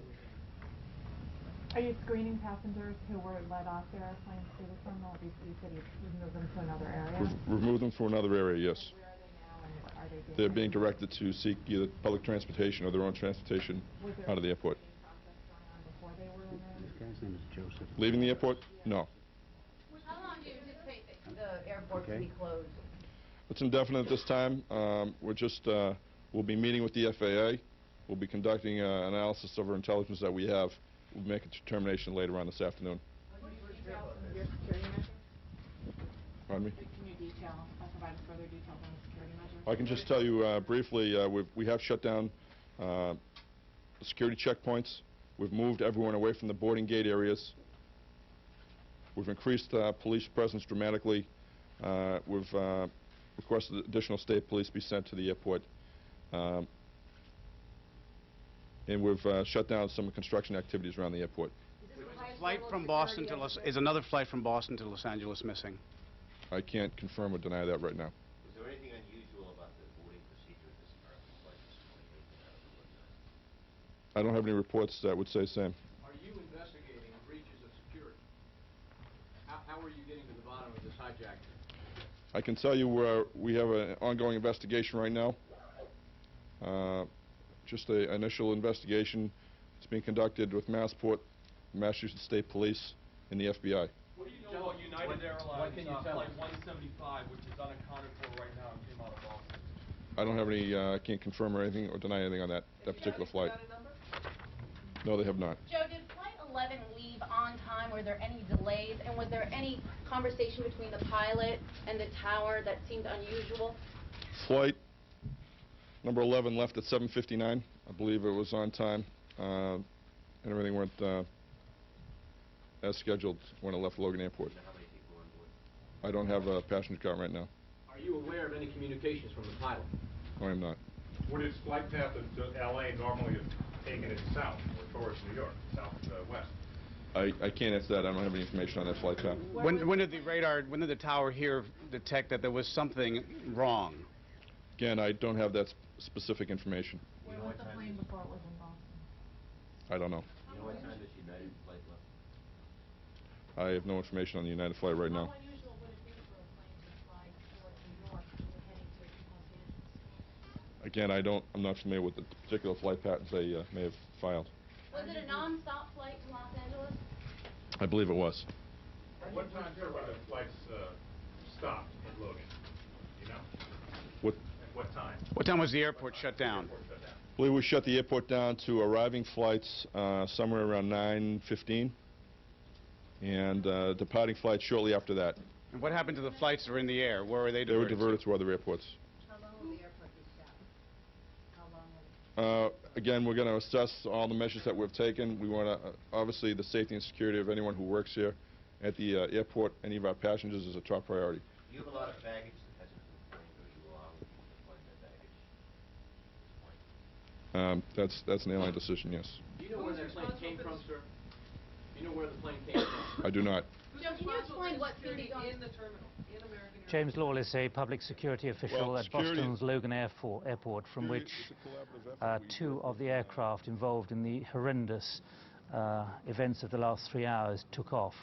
Now, let me just clarify, because it is getting quite difficult to work out which plane has been involved in which incident.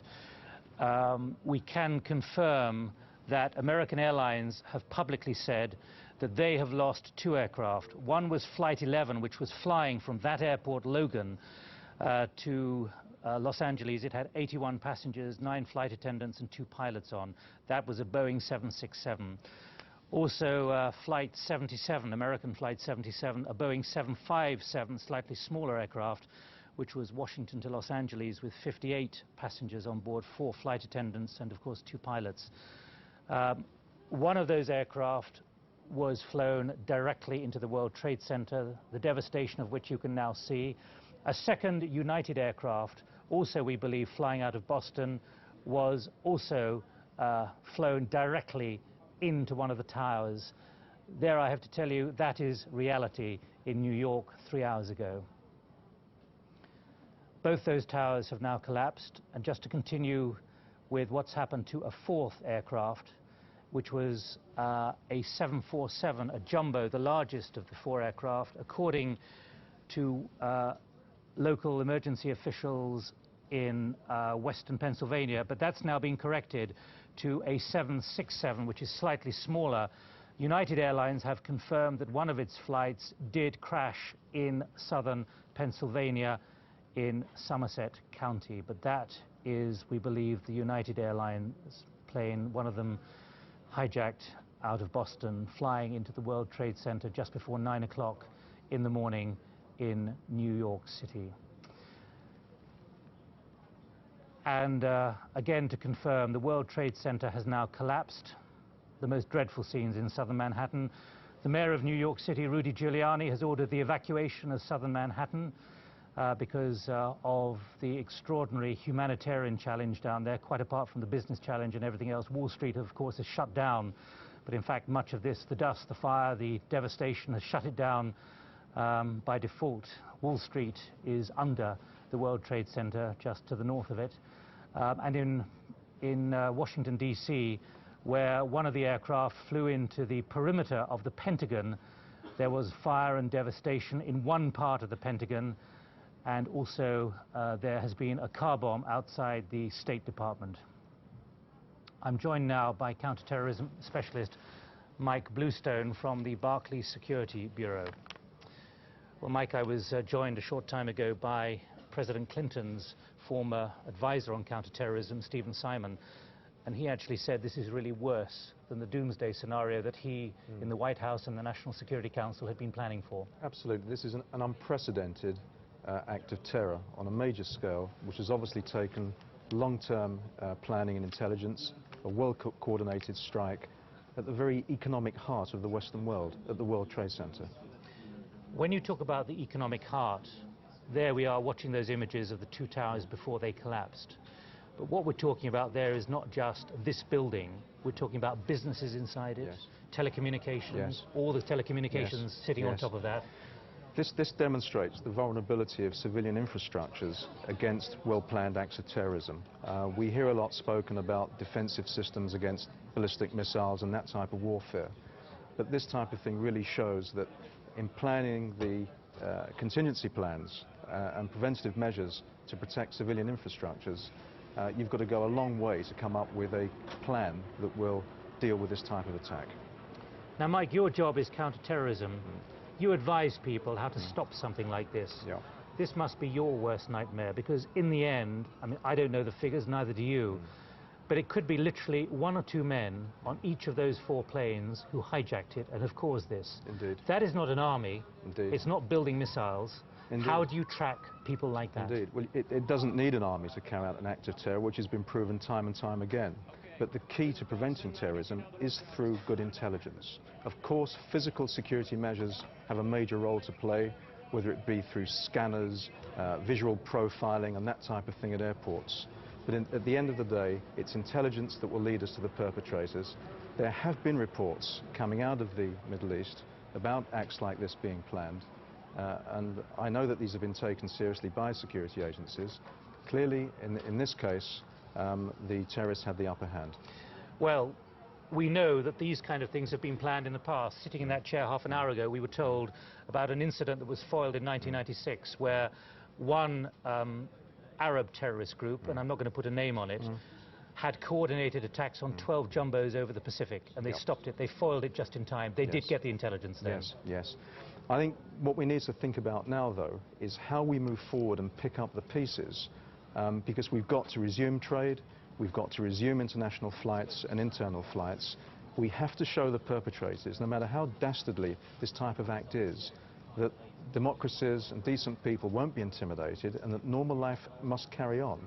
And I think now, when literally the dust has settled, within the coming 24 and 48 hours, we need to give all our energy into determining how we can pick up the pieces and move forward and give some kind of confidence back to the economic and civilian communities that they're not going to be at risk like this on an ongoing basis. But let's be realistic. You can say that kind of thing. Here we've had the heart of Manhattan devastated. It'll look how long look what's happened in Oklahoma City. That one building there. And look how long it's taken to normalize life around there with the scars and so on.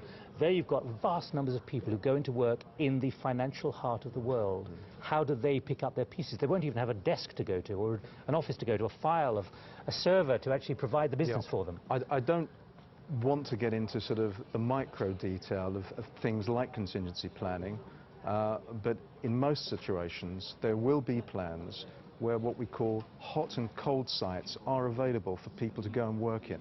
But I think the scale of this disaster just overshadows even the practicalities of coming to terms with that.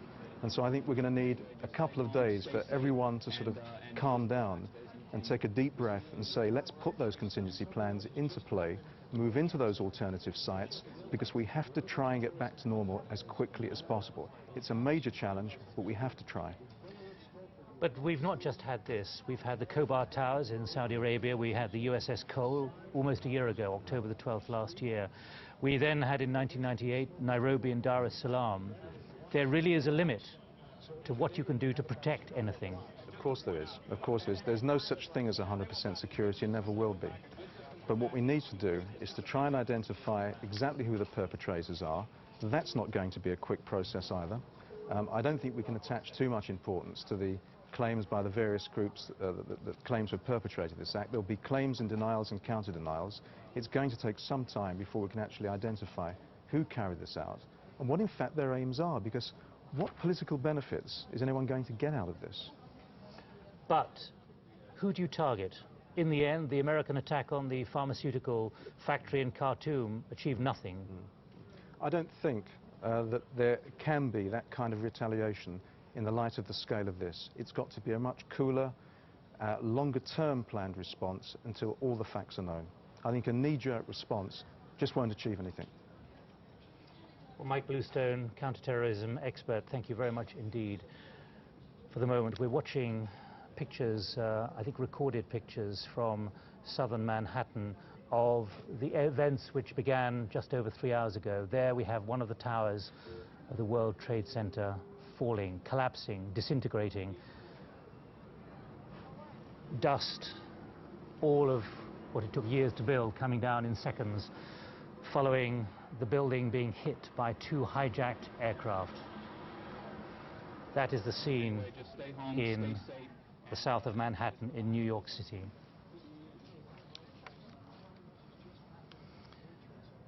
There has been a series of terrorist attacks against major buildings in the United States. The horrific sequence began just before 9 o'clock local time. 2 planes crashed into the Twin Towers of the World Trade Center in New York, causing both buildings to collapse eventually. It's not yet known how many people were killed. There is the plane going into the building, but at least 50,000 people work in those towers. A third plane then crashed into the Pentagon Defense Headquarters in Washington, just across the river from the White House. At least one of the planes was hijacked before being used in the attack.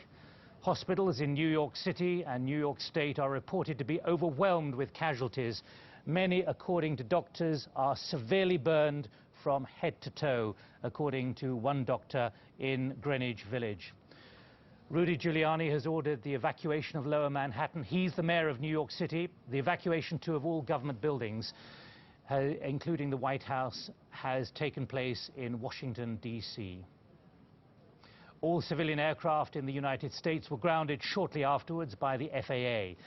The Mexican authorities have just announced that the US-Mexico border has been closed and Canada has closed all airports. Let's get one eyewitness report as the towers were hit and then collapsed. I was in B Tower. A Tower. What floor were you on? B1. What floor? The first one. What happened? Tell me. When a big explosion happened, some guy came out, his skin was all off. I helped him out. This is him all over. There's people jumping out of windows. I've seen at least 14 people jumping out of windows. It's horrific. I can't believe this is happening. Anything else that you saw? Were you there for the second hit by the plane? About 10 minutes later, the second building went off. Did you see it? Yes, I saw it. It just blew up. A big explosion. People started running. It was just chaos everywhere. People jumping out. People just kept jumping and jumping and jumping. And you could still see they were alive because they were flailing around. The FBI has already stepped in to investigate. It could be possibly a terrorist strike. Right, it could be. It could be because it was the first one went off and then 10 minutes later this just blew up out of nowhere. Hard to think that that would just be accidental. No, I don't think it would be accidental. An eyewitness in New York City. President George W. Bush in Sarasota in Florida broke off a speech to talk about what was, quote, apparently a terrorist attack. But at this stage, I have to emphasize, no one has claimed responsibility, and we have no idea who may have been behind what appear to be, and I emphasize appear, to be coordinated incidents involving 4 aircraft, 2 of which came from American Airlines, 2 of them came from United Airlines. Both airlines have confirmed the loss of their aircraft. Again, emphasizing that we're not apportioning any blame, but just reporting that the Taliban's ambassador to Pakistan has condemned the attacks as terrorist acts and demanded an investigation. Yasser Arafat, the Palestinian leader, gave a short statement after the incident in which he too condemned barbaric acts which had taken place, as he put it. Well, Washington has also been neutralized in many ways. Normal life down there has been neutralized, the capital of the United States. Our correspondent Rob Watson is at Pennsylvania Avenue up on Congress, near Congress, and I spoke to him a short time ago. Well, scenes of complete chaos, really, and total gridlock, because as Johnny Diamond was saying, all the federal buildings have been evacuated. That includes Capitol Hill, it includes all the government buildings, and of course people have just been turfed out onto the streets. Add to that, of course, all the emergency vehicles headed in all directions here in Washington, some to the Pentagon, some here to where I am, just near Capitol Hill, and I think you get some sense of the scene. I think also the streets are packed with people, everybody, of course, talking about what has happened. They seem stunned by this attack on America's capital and the attack just up the road in New York City. People just not knowing what to make of it. Is there provision in Congress for this kind of evacuation at high speed, for something like this? Well, it seemed to work pretty effectively, because I was standing just outside Congress when I heard a very loud explosion. Within minutes, the Capitol seemed to be completely evacuated. I spoke to a number of people who worked for Congress. They were streaming out in quite an orderly way, although, of course, looking rather shocked at what they'd seen and at what they'd heard. But I think the evacuation was pretty efficient. Rob Watson speaking to me from Congress, and as he was speaking, you can see there the Pentagon and the smoke rising from there. The Pentagon, the perimeter of the Pentagon, has also been hit by a civilian passenger aircraft. Now, I was mentioning Yasser Arafat. This is what he said about the attacks. To the American people for this terrible act. We are completely shocked, unbelievable. Yasser Arafat a short time ago. United Airlines have now confirmed that they have lost a second aircraft, but they haven't confirmed the location. Just to confirm, United Airlines lost 2 aircraft, American Airlines lost 2 as well. Well, let's now go to New York. Johnny Diamond is there. He told me that much of the area has been closed down. Well, what we understand now is that much of official Washington has been evacuated. This is because of what have been reports of 3 explosions in the U.S. Capitol. One, which we have obviously confirmed, you've almost certainly seen pictures of. The Pentagon has been attacked. A plane has gone into one side of it. Part of the building has collapsed. There are flames visible in the rest of the building. There are unconfirmed reports of a car bomb outside the State Department, which obviously houses the U.S. Foreign Affairs Department, and also reports of an explosion on the U.S. Capitol, which houses the U.S. Congress. Much of official Washington is now abandoned, evacuated, effectively paralyzed. Staff have been sent home, and security measures are being put in across the U.S. Capitol now. President Bush was supposed to be going back to the White House, journeying back from Florida when he heard about the World Trade Center. That won't be happening anymore. The White House has been evacuated. The security service is patrolling the grounds. We also hear, as you've probably heard, that all flights have been grounded within the United States. Having said that, there are reports, and I can stress there are all kinds of reports now going around, that a second plane is apparently heading for Washington. Completely unconfirmed report, but one which, as you can imagine, is most unhappy news for the authorities struggling to control the situation here in the nation's capital. Johnny Diamond there in Washington. Well, Mike Bluestone, who's a counterterrorism expert, as you listen to this in Washington and New York, how does America begin to recover? This is a political challenge, a diplomatic challenge, a security challenge above all. Absolutely. I mean, I obviously leave the political response to the politicians, but from a security point of view, the security agencies, both government and private, are going to be swinging into action now to come up with these alternative strategies so that some kind of normality can return to the business and civilian communities. As I said, there will be some contingency plans already in place, but because of the scale of this attack, it's going to be that much harder to implement. Now, you deal, Mike Bluestone, with large companies. You advise them. How can they... We've just heard 50,000 people work in those two buildings alone. That takes no account for all the much, well, not small buildings, but the larger small buildings around the bottom of that whole area of Manhattan. We're talking about maybe 500,000 people. Large businesses, the heart of the American industrial and financial community. How do they begin to recover? Well, I think what they need to do is to consider whether they have alternative sites. As I said before, all major corporations should and normally do have contingency plans. They normally have alternative sites that are ready to move into after a short period of disaster recovery. And clearly, because of the scale of this, it's going to take a few days. But I would expect to see within a few days some kind of activity resuming from the alternative accommodation. Some of it would have been arranged with companies within similar industries. There will be a pooling of resources here. There won't be too much worry about business competition. It'll be everyone helping out in a sense of cooperation and trying to get normality back into that city as quickly as possible. All this at a time when the Dow was falling, the London FTSE was falling, the Dow was at its 17-year low. What effect does this have on economy? Well, I think it's going to have a serious short-term effect, but I think the real test here is how quickly can these businesses, can the organizations get back to some kind of normality? How will their disaster recovery plans work? This is the ultimate test. This is the nightmare scenario. This is the ultimate test of that kind of planning. Right, Mike Bluestone, thank you very much indeed. Let me just give you some information coming in a random way to me as we were speaking there. In Caracas, oil prices have gone up $3 in the wake of the attacks in the United States, according to the head of OPEC. A spokesman for Afghanistan's ruling Taliban said on Tuesday that Saudi dissident Osama bin Laden could not be responsible for any of the incidents which have taken place in New York and in Washington. European Union foreign ministers are to hold an emergency meeting on the US attacks. The implications of what's happened in America go far beyond the eastern seaboard of the United States. It's about the security and the political viability of so many other nations around the world, and the impact, not least on security and the way many countries run business and their economies, their politics, and just maintain democracy. Well, what about the effect on those who've been in power? The former Israeli Prime Minister Ehud Barak joined me in the studio shortly after the incidents.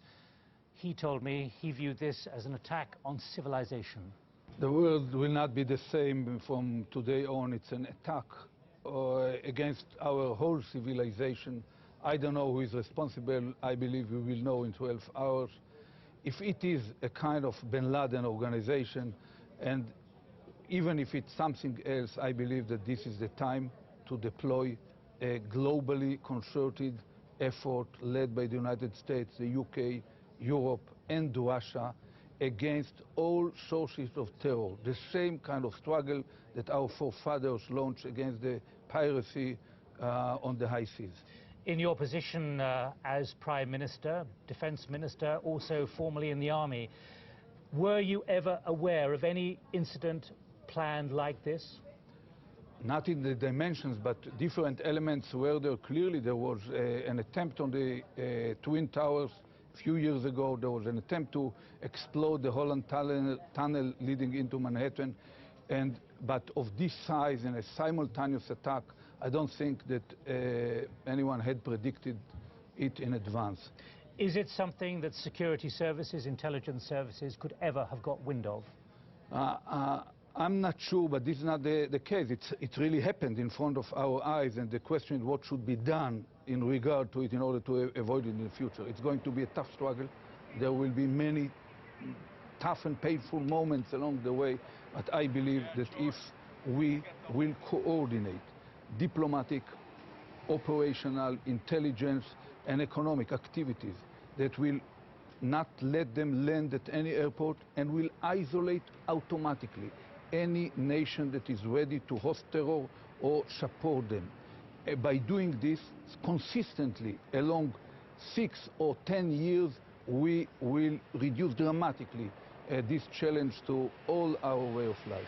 Your words, Mr. Barak, are very similar to the words used to justify missile defense in the United States, which may have taken another 10 or 15 years. Here we've seen low-tech hijacked by those with evil intent. Yeah, I believe that it's, first of all, missile defense is also something which is clearly needed as long as there are like this, rogue states, and it should be done, and it should be deployed maybe not on national level but only on trans-regional level to cover exactly the threat from rogue states like Iran, Iraq or Libya. But in this area we will suffer. It will not be so easy to go aboard an airplane in the near future, but we have no way but to stand firm facing terror. Otherwise, all our way of life will be threatened.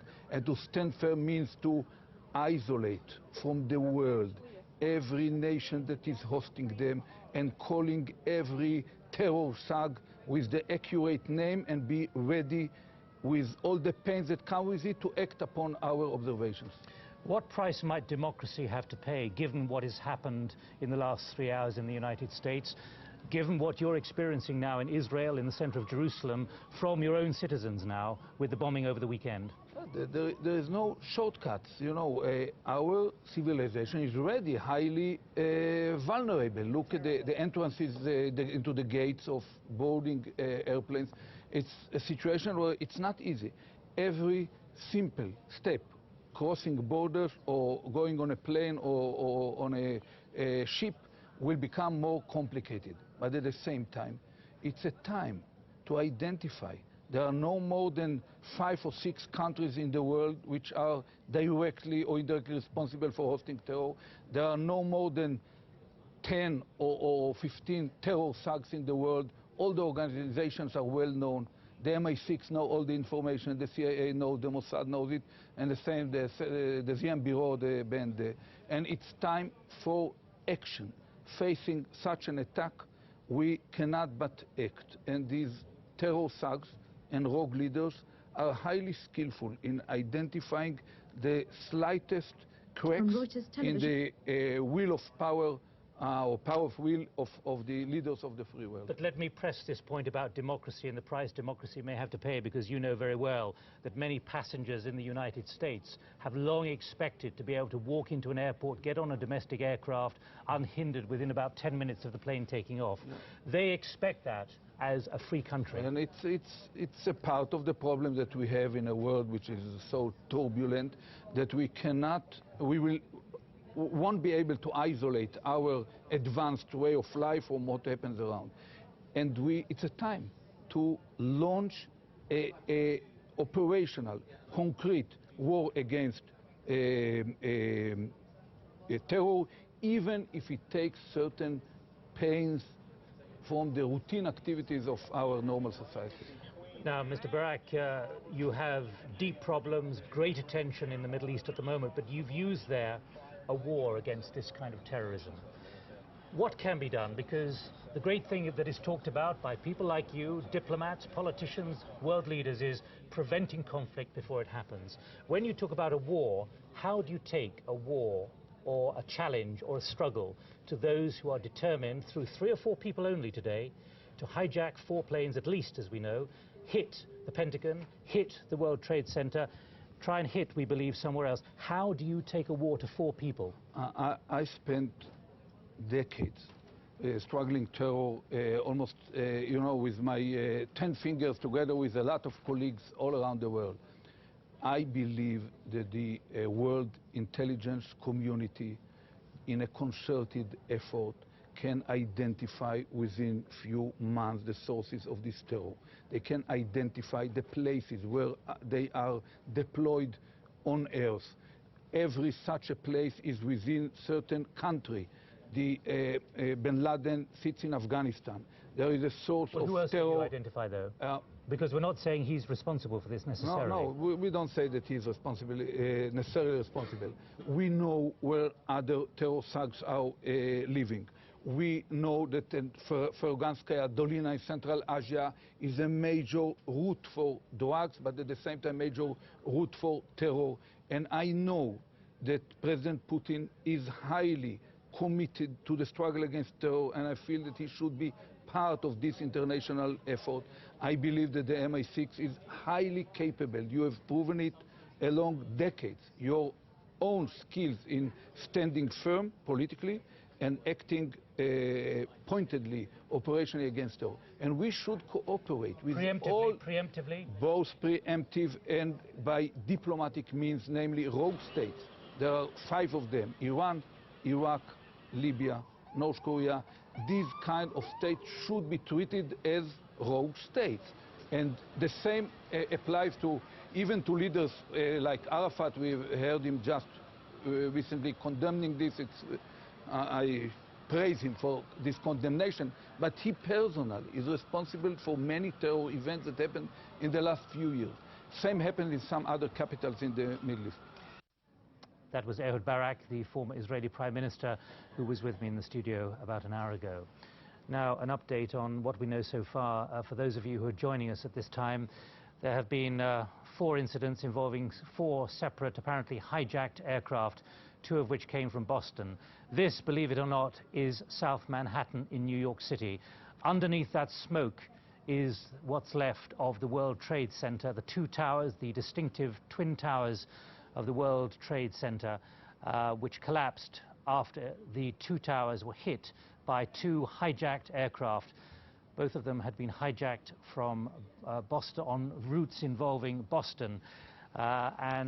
Shortly after the first tower was hit, about an hour later, it collapsed. Then the second tower collapsed as well. Now, underneath that smoke is where millions of people literally do work, in Wall Street, the heart of New York City. This is the scene of what's left in Wall Street, South Manhattan, along the Hudson River. At the same time as that was happening, disbelief in Washington when we saw pools of smoke coming up from the Pentagon, the defense headquarters of all the US defense systems. There you see the smoke rising. This happened about half an hour later, just across the Potomac River from the White House. A 3rd plane, presumably hijacked, had flown into the outer rim of this building, close to the helicopter site. And shortly after that, we had news of a 4th aircraft, which we now know to be a United Airlines aircraft, which came down, a 767, which came down in southern Pennsylvania, about 80 miles from Pittsburgh. 4 incidents, therefore: panic, devastation, enormous numbers of injuries, and one has to assume enormous numbers of deaths, both in the south of New York City. Doctors talking enormous numbers of people who have been admitted to hospital, particularly with extensive burns. And across the whole of Washington, D.C., equal panic. No massive crumbling buildings. They don't have that many high-rise buildings in Washington, D.C., but panic right around the main agencies of state, across the White House, Congress, the State Department, as an evacuation plan was put into operation. And large numbers of government officers and civil servants were ordered to evacuate, fearing that there were other planes up there in the skies over the eastern seaboard, even though the Federal Aviation Administration had, shortly after 10 to 9, after the first incident, had shut down all the airspace and ordered that all planes land and that none take off. Well, that's the scene an hour or so ago at the Pentagon, across the river from Washington, D.C. Panic, really, I think it's fair to say, in both Washington, D.C. and New York City. The mayor of New York City, Rudy Giuliani, has ordered an evacuation of the whole of southern Manhattan. One has to remember that even the emergency services have probably been devastated by this, because they had turned up at the World Trade Center. We saw many of them earlier, and they were covered with smoke and soot and dust. And one has to assume, as they were attending the World Trade Center trying to rescue people, and the first tower collapsed, that many of them might have perished as well. You can see in those images, this is video we've just received, video just to the left of that concrete pillar in white, someone in the World Trade Center desperate for some kind of rescue, but I suspect above the limit of ladders and even helicopters impossible at that time. That is the one standing building, I think, of the World Trade Center. The two other, even more distinctive towers have collapsed following their being hit. You can see that person waving desperately, and these were the scenes at the World Trade Center within half an hour after the two civilian passenger aircraft hijacked had been flown directly in to both towers. Unbelievable though it may seem for those of you who are just joining and are unaware of what has happened in the last 3.5 hours. Well, I'm joined by Mike Bluestone, who is a counter-terrorism expert. As you sit here, Mike, watching a scene like that, which we thought only Hollywood special effects people could dream up, you must be wondering, with your clients, what do you advise them after this has happened in the heart of the civilized world and the heart of the world's financial systems? Well, I would advise any public or private corporations take a very serious review of their contingency plans and security methods generally in the light of this. I mean, as we speak, we're looking at these tremendous casualties and the devastation there, but as we speak, multidisciplinary crisis management teams consisting of many security professionals and other managers will be sitting down now in other places planning how to try to get back to normality over the coming days. We don't yet know the number of casualties, we don't yet know the number of fatalities, but even looking at the scale of this this tragedy and the enormity of the damage, there's still going to be plenty of other buildings and areas where some kind of normality can resume within a reasonable period of time. I can't tell you how long that period of time is going to be, but I'm confident that those crisis management teams are working to restore normality as we speak. But here we have essentially the civilian systems beginning to shut down. Train travel from Boston to Washington suspended.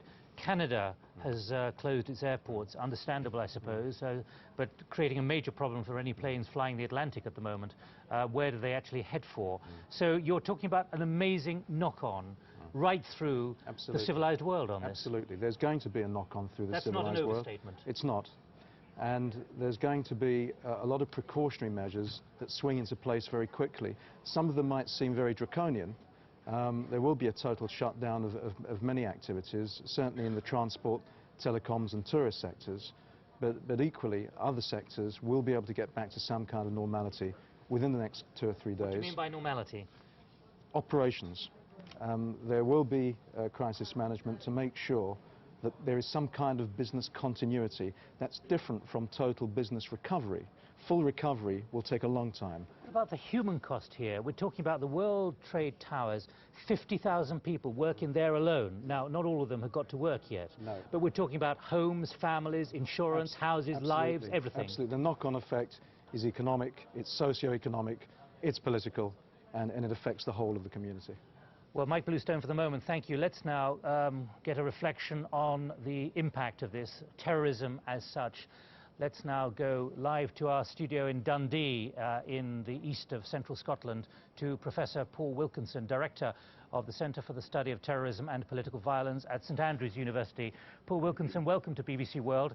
Here we apparently have maybe 4, maybe 6, maybe 8 people who've hijacked 4 aircraft and created devastation in the 2 strategic financial, economic, political centres on the eastern seaboard of the United States. What's your reflection? Well, it is clearly the worst and most tragic and lethal attack by international terrorists in the history of terrorism. It clearly shows a very serious escalation in the use of aviation terrorism. Here you have the terrorists not just threatening to turn the planes they've hijacked into bombs, but actually using their aeroplanes in that way. And of course, as a method of creating mass casualties, it is demonstrated to be extremely lethal. And of course, there is a danger that they have similar plans to stage further attacks, and a danger that other groups may emulate them. So this is, again, an illustration of the vulnerability of modern civil aviation and the way in which modern airliners may be turned into weapons by ruthless terrorists prepared to commit suicide in the course of attacks.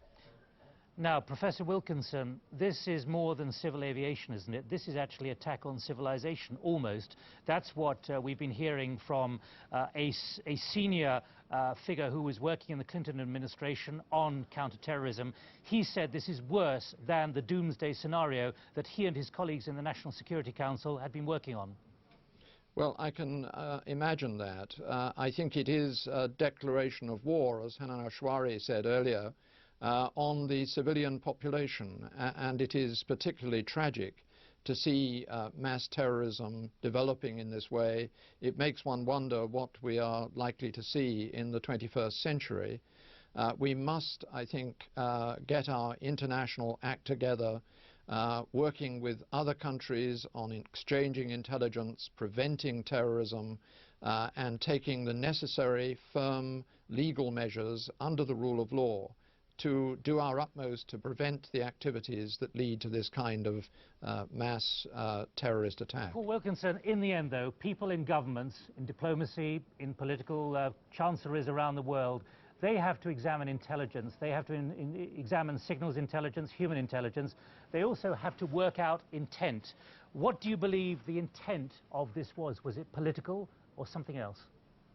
I think there was political intent behind it from a group or groups fanatically opposed to the United States, and I suspect groups that are particularly opposed to American policy in the Middle East, and particularly perhaps in the Arabian Peninsula.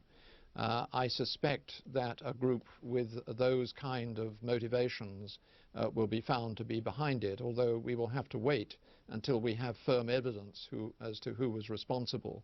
But that must be the prime suspect, I think. Professor Paul Wilkinson, thanks for joining us from the Centre for Study of Terrorism at St Andrews University. You were joining us from Dundee in Scotland. Now let me update on what has happened in the last 4 hours. There has been a series of terrorist attacks against major buildings in the United States. The horrific sequence began just before 9 o'clock local time in the morning. This was the scene in New York City at the World Trade Center, after one plane, which had been hijacked, was flown directly into the center of one of the towers. Two planes ultimately crashed into the Twin Towers of the World Trade Center, causing both buildings to collapse within about 90 minutes. It's not yet known how many people have been killed, but at least 50,000 people work in the towers. There was the plane, the hijacked plane. We believe one of them came from Boston, another was en route to Boston. That was what happened when the plane flew into the World Trade Center shortly before 9 o'clock. Rudolph Giuliani, the mayor of New York City, has already ordered a mass evacuation. Those two towers you see there have subsequently collapsed. There is simply an enormous pile of rubble in South Manhattan with a massive humanitarian, industrial, economic consequence for New York City and beyond into New York State and the eastern seaboard. Then a third plane crashed into the Pentagon Defense Headquarters in Washington, a couple of miles from the White House, the seat of government. President George W. Bush was not there. He was in Florida, in Sarasota. At least one of the planes was hijacked for use before these attacks. Now, let me give you an update. Hospitals in New York are reported to be overwhelmed with casualties, particularly casualties who've had extensive burns. Many agencies, government buildings, government offices in and around the White House have been evacuated, apart from those who've been evacuated to the nerve center, which is deep underground, against such attacks in the United States. All civilian aircraft were grounded by the Federal Aviation Administration. Correspondents say the United States is now effectively, and I don't exaggerate this, according to correspondents, are describing the atmosphere as like being on a war footing. President George W. Bush, when he was down in Sarasota in Florida, when he offered a first thought immediately after the incident, described what he called apparently a terrorist attack. Now let's catch up with these horrific events. Here's Mike Wooldridge. This was the second of the explosions. A plane comes in from the right of the picture and appears to be about to pass behind the South Tower. Next comes a huge explosion with debris showering out from the tower and down towards the streets below as the upper floors are immediately obscured by the billowing smoke. By now, the other tower, the North Tower, was already ablaze at the top as well, after being struck by another plane. Eyewitnesses said the planes made no attempt to swerve as they flew towards the buildings. New Yorkers assumed they were reliving the 1993 attack on this, one of the most famous landmarks of the capitalist world. But this was to be infinitely more audacious. There was pandemonium and panic in the streets around the Trade Center. With good reason, as it turned out, for within the hour, one of the huge 110-story towers collapsed, and the surrounding area resembled a war zone. The first one we didn't see, but my coworker saw the plane hit number 2 World Trade, and we just saw people just falling, jumping out the window. So that's about it. We were looking at the fire from a distance, and then we saw a few bodies, people just flying out the window. I saw at least four bodies coming through the window. It was a sad day. But it seemed that with every passing minute there was news that heralded terrorist action on an even bigger scale.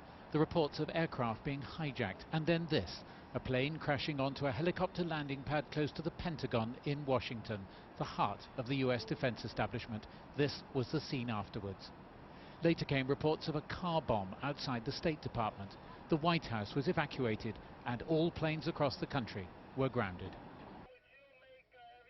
But New York had not seen the last of the apocalyptic events there. The second of the World Trade Center towers collapsed, burying yet more of the city's financial district under rubble.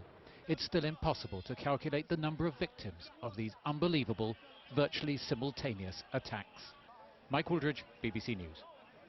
Well, within the last few minutes, the Federal Aviation Administration in the United States, having issued that order to ground planes, said there were 50 aircraft still in the US skies. None at that point had any problems. That's according to the FAA in the United States. Well, reaction to the attacks on the World Trade Center, then to the Pentagon in Washington, D.C., have come from around the world. Soon after the first explosions in New York, President Bush spoke of his shock and horror at the unfolding tragedy.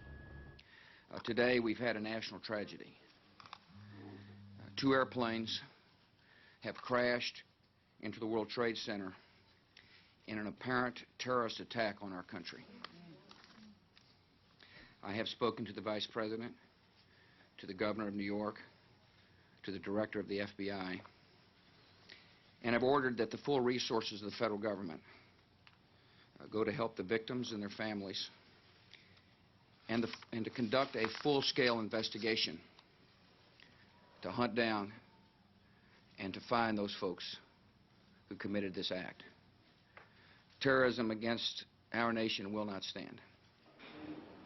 Worldwide, there was a sense of growing disbelief as thoughts turned to who was to blame. A Palestinian group, the Democratic Front for the Liberation of Palestine, denied initial reports that it was responsible. We deny our responsibility, but we call upon the American administration to review their attitude and their policy towards the Palestinian question, because this policy arouses the anger and the hatred of our people and of all Arab and Islamic peoples. But some in the Middle East were celebrating in the streets, here at Damascus Gate in Jerusalem. But the Palestinian leader, Yasser Arafat, expressed his sympathies.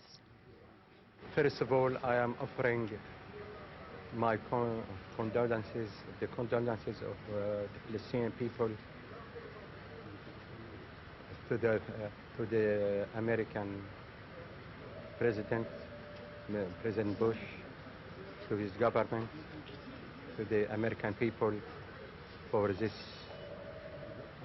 terrible act. We are completely shocked, unbelievable.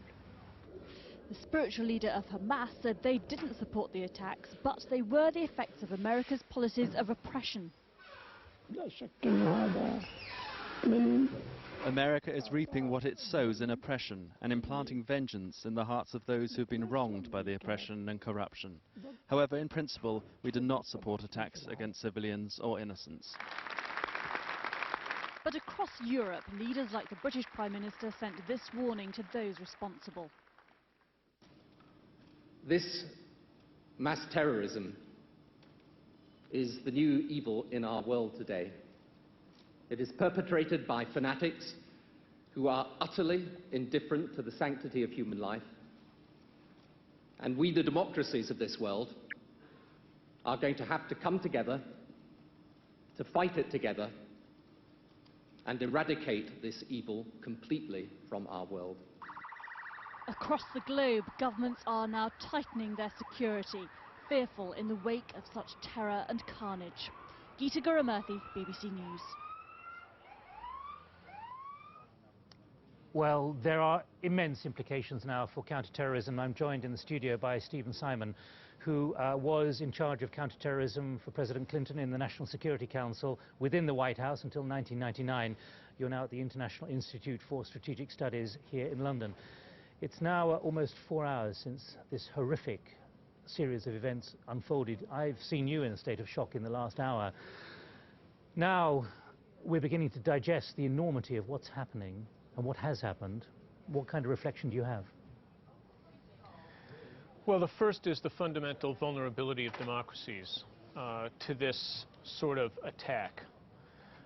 There is virtually no effective defense against this kind of attack.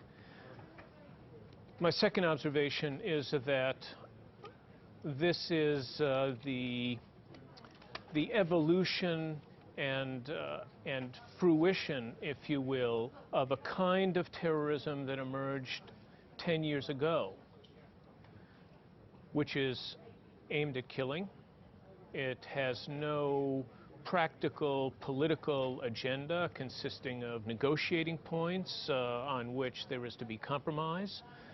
This is, in the view of the attacker, a clash of civilizations, which is very fundamental.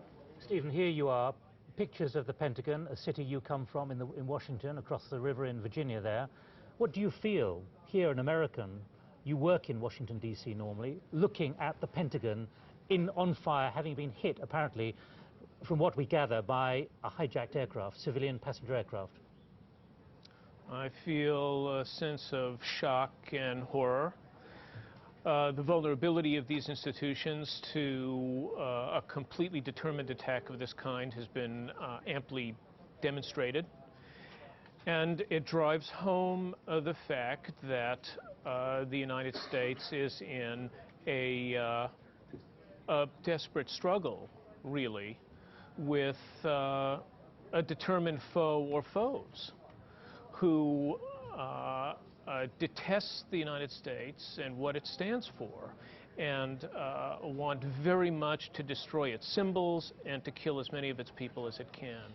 You sat in the Situation Room, you sat in an offices not far from the President. You were responsible for analysing counter-terrorism issues, coming up with position papers saying, this is going to be a problem, Mr. President, or the National Security Advisor. What message does this have? In the end, it appears that 4, 6, 8, 10 people, maybe a few more, have actually hijacked at least one aircraft, we know, maybe 4 aircraft. In other words, a very small cell of very determined people. How can the superpower, the world's one superpower, track these people? Well, you have to bear in mind that the United States has tracked, located and captured all of the conspirators, virtually all of the conspirators who were associated with the first attack against the World Trade Center. They captured all but one of the conspirators in the plot to bring down a dozen airplanes over the Pacific. Virtually all the conspirators in the East Africa bombings have been captured, and virtually all of the conspirators in the so-called Millennium Conspiracy of last year have been captured. But that was after the event. Correct. It was after the event. But the point is that these people can be found. Given enough time and the resources that the United States can throw into this, they can be found. Now, one of the first steps that the United States will be taking investigatively is to get leads on who the people were who walked onto those airplanes and hijacked them and drove them into these targets. It's that investigation that will provide leads that will unfold in conjunction with other intelligence that's gained, and perhaps intelligence that was acquired before the attacks, the significance of which analysts simply couldn't gauge. Isn't part of the problem, we saw it in, we're talking about terrorism generally now, we saw it in Jerusalem, well, we saw it in the Middle East, in Israel over the weekend. You had an Israeli Arab citizen who had the right papers. He was a national citizen of Israel who decided to do what he did in that one bombing. Is part of the problem in the United States that many people who might want to do this kind of thing are actually indigenous US citizens with the right paperwork who are simply living a normal life, and then they are activated for some reason? Well, that is a problem. Not so much with citizens, and I don't want to quibble too much about words, but for example, in the First World Trade Center conspiracy, the plotters were resident aliens. They had come into the United States on visas of one kind or another. They were not citizens, but they had student visas or other forms of legal entry, and it was within the United States that they made their conspiracy, although it needs to be emphasized that the ringleader came from outside. He showed up, dropped in, pulled everyone together, got them to do it, and then he got out, leaving the other conspirators to hold the bag. But your fundamental point, which is that the United States and Britain, for example, are open societies, immigration, and there are diaspora populations that take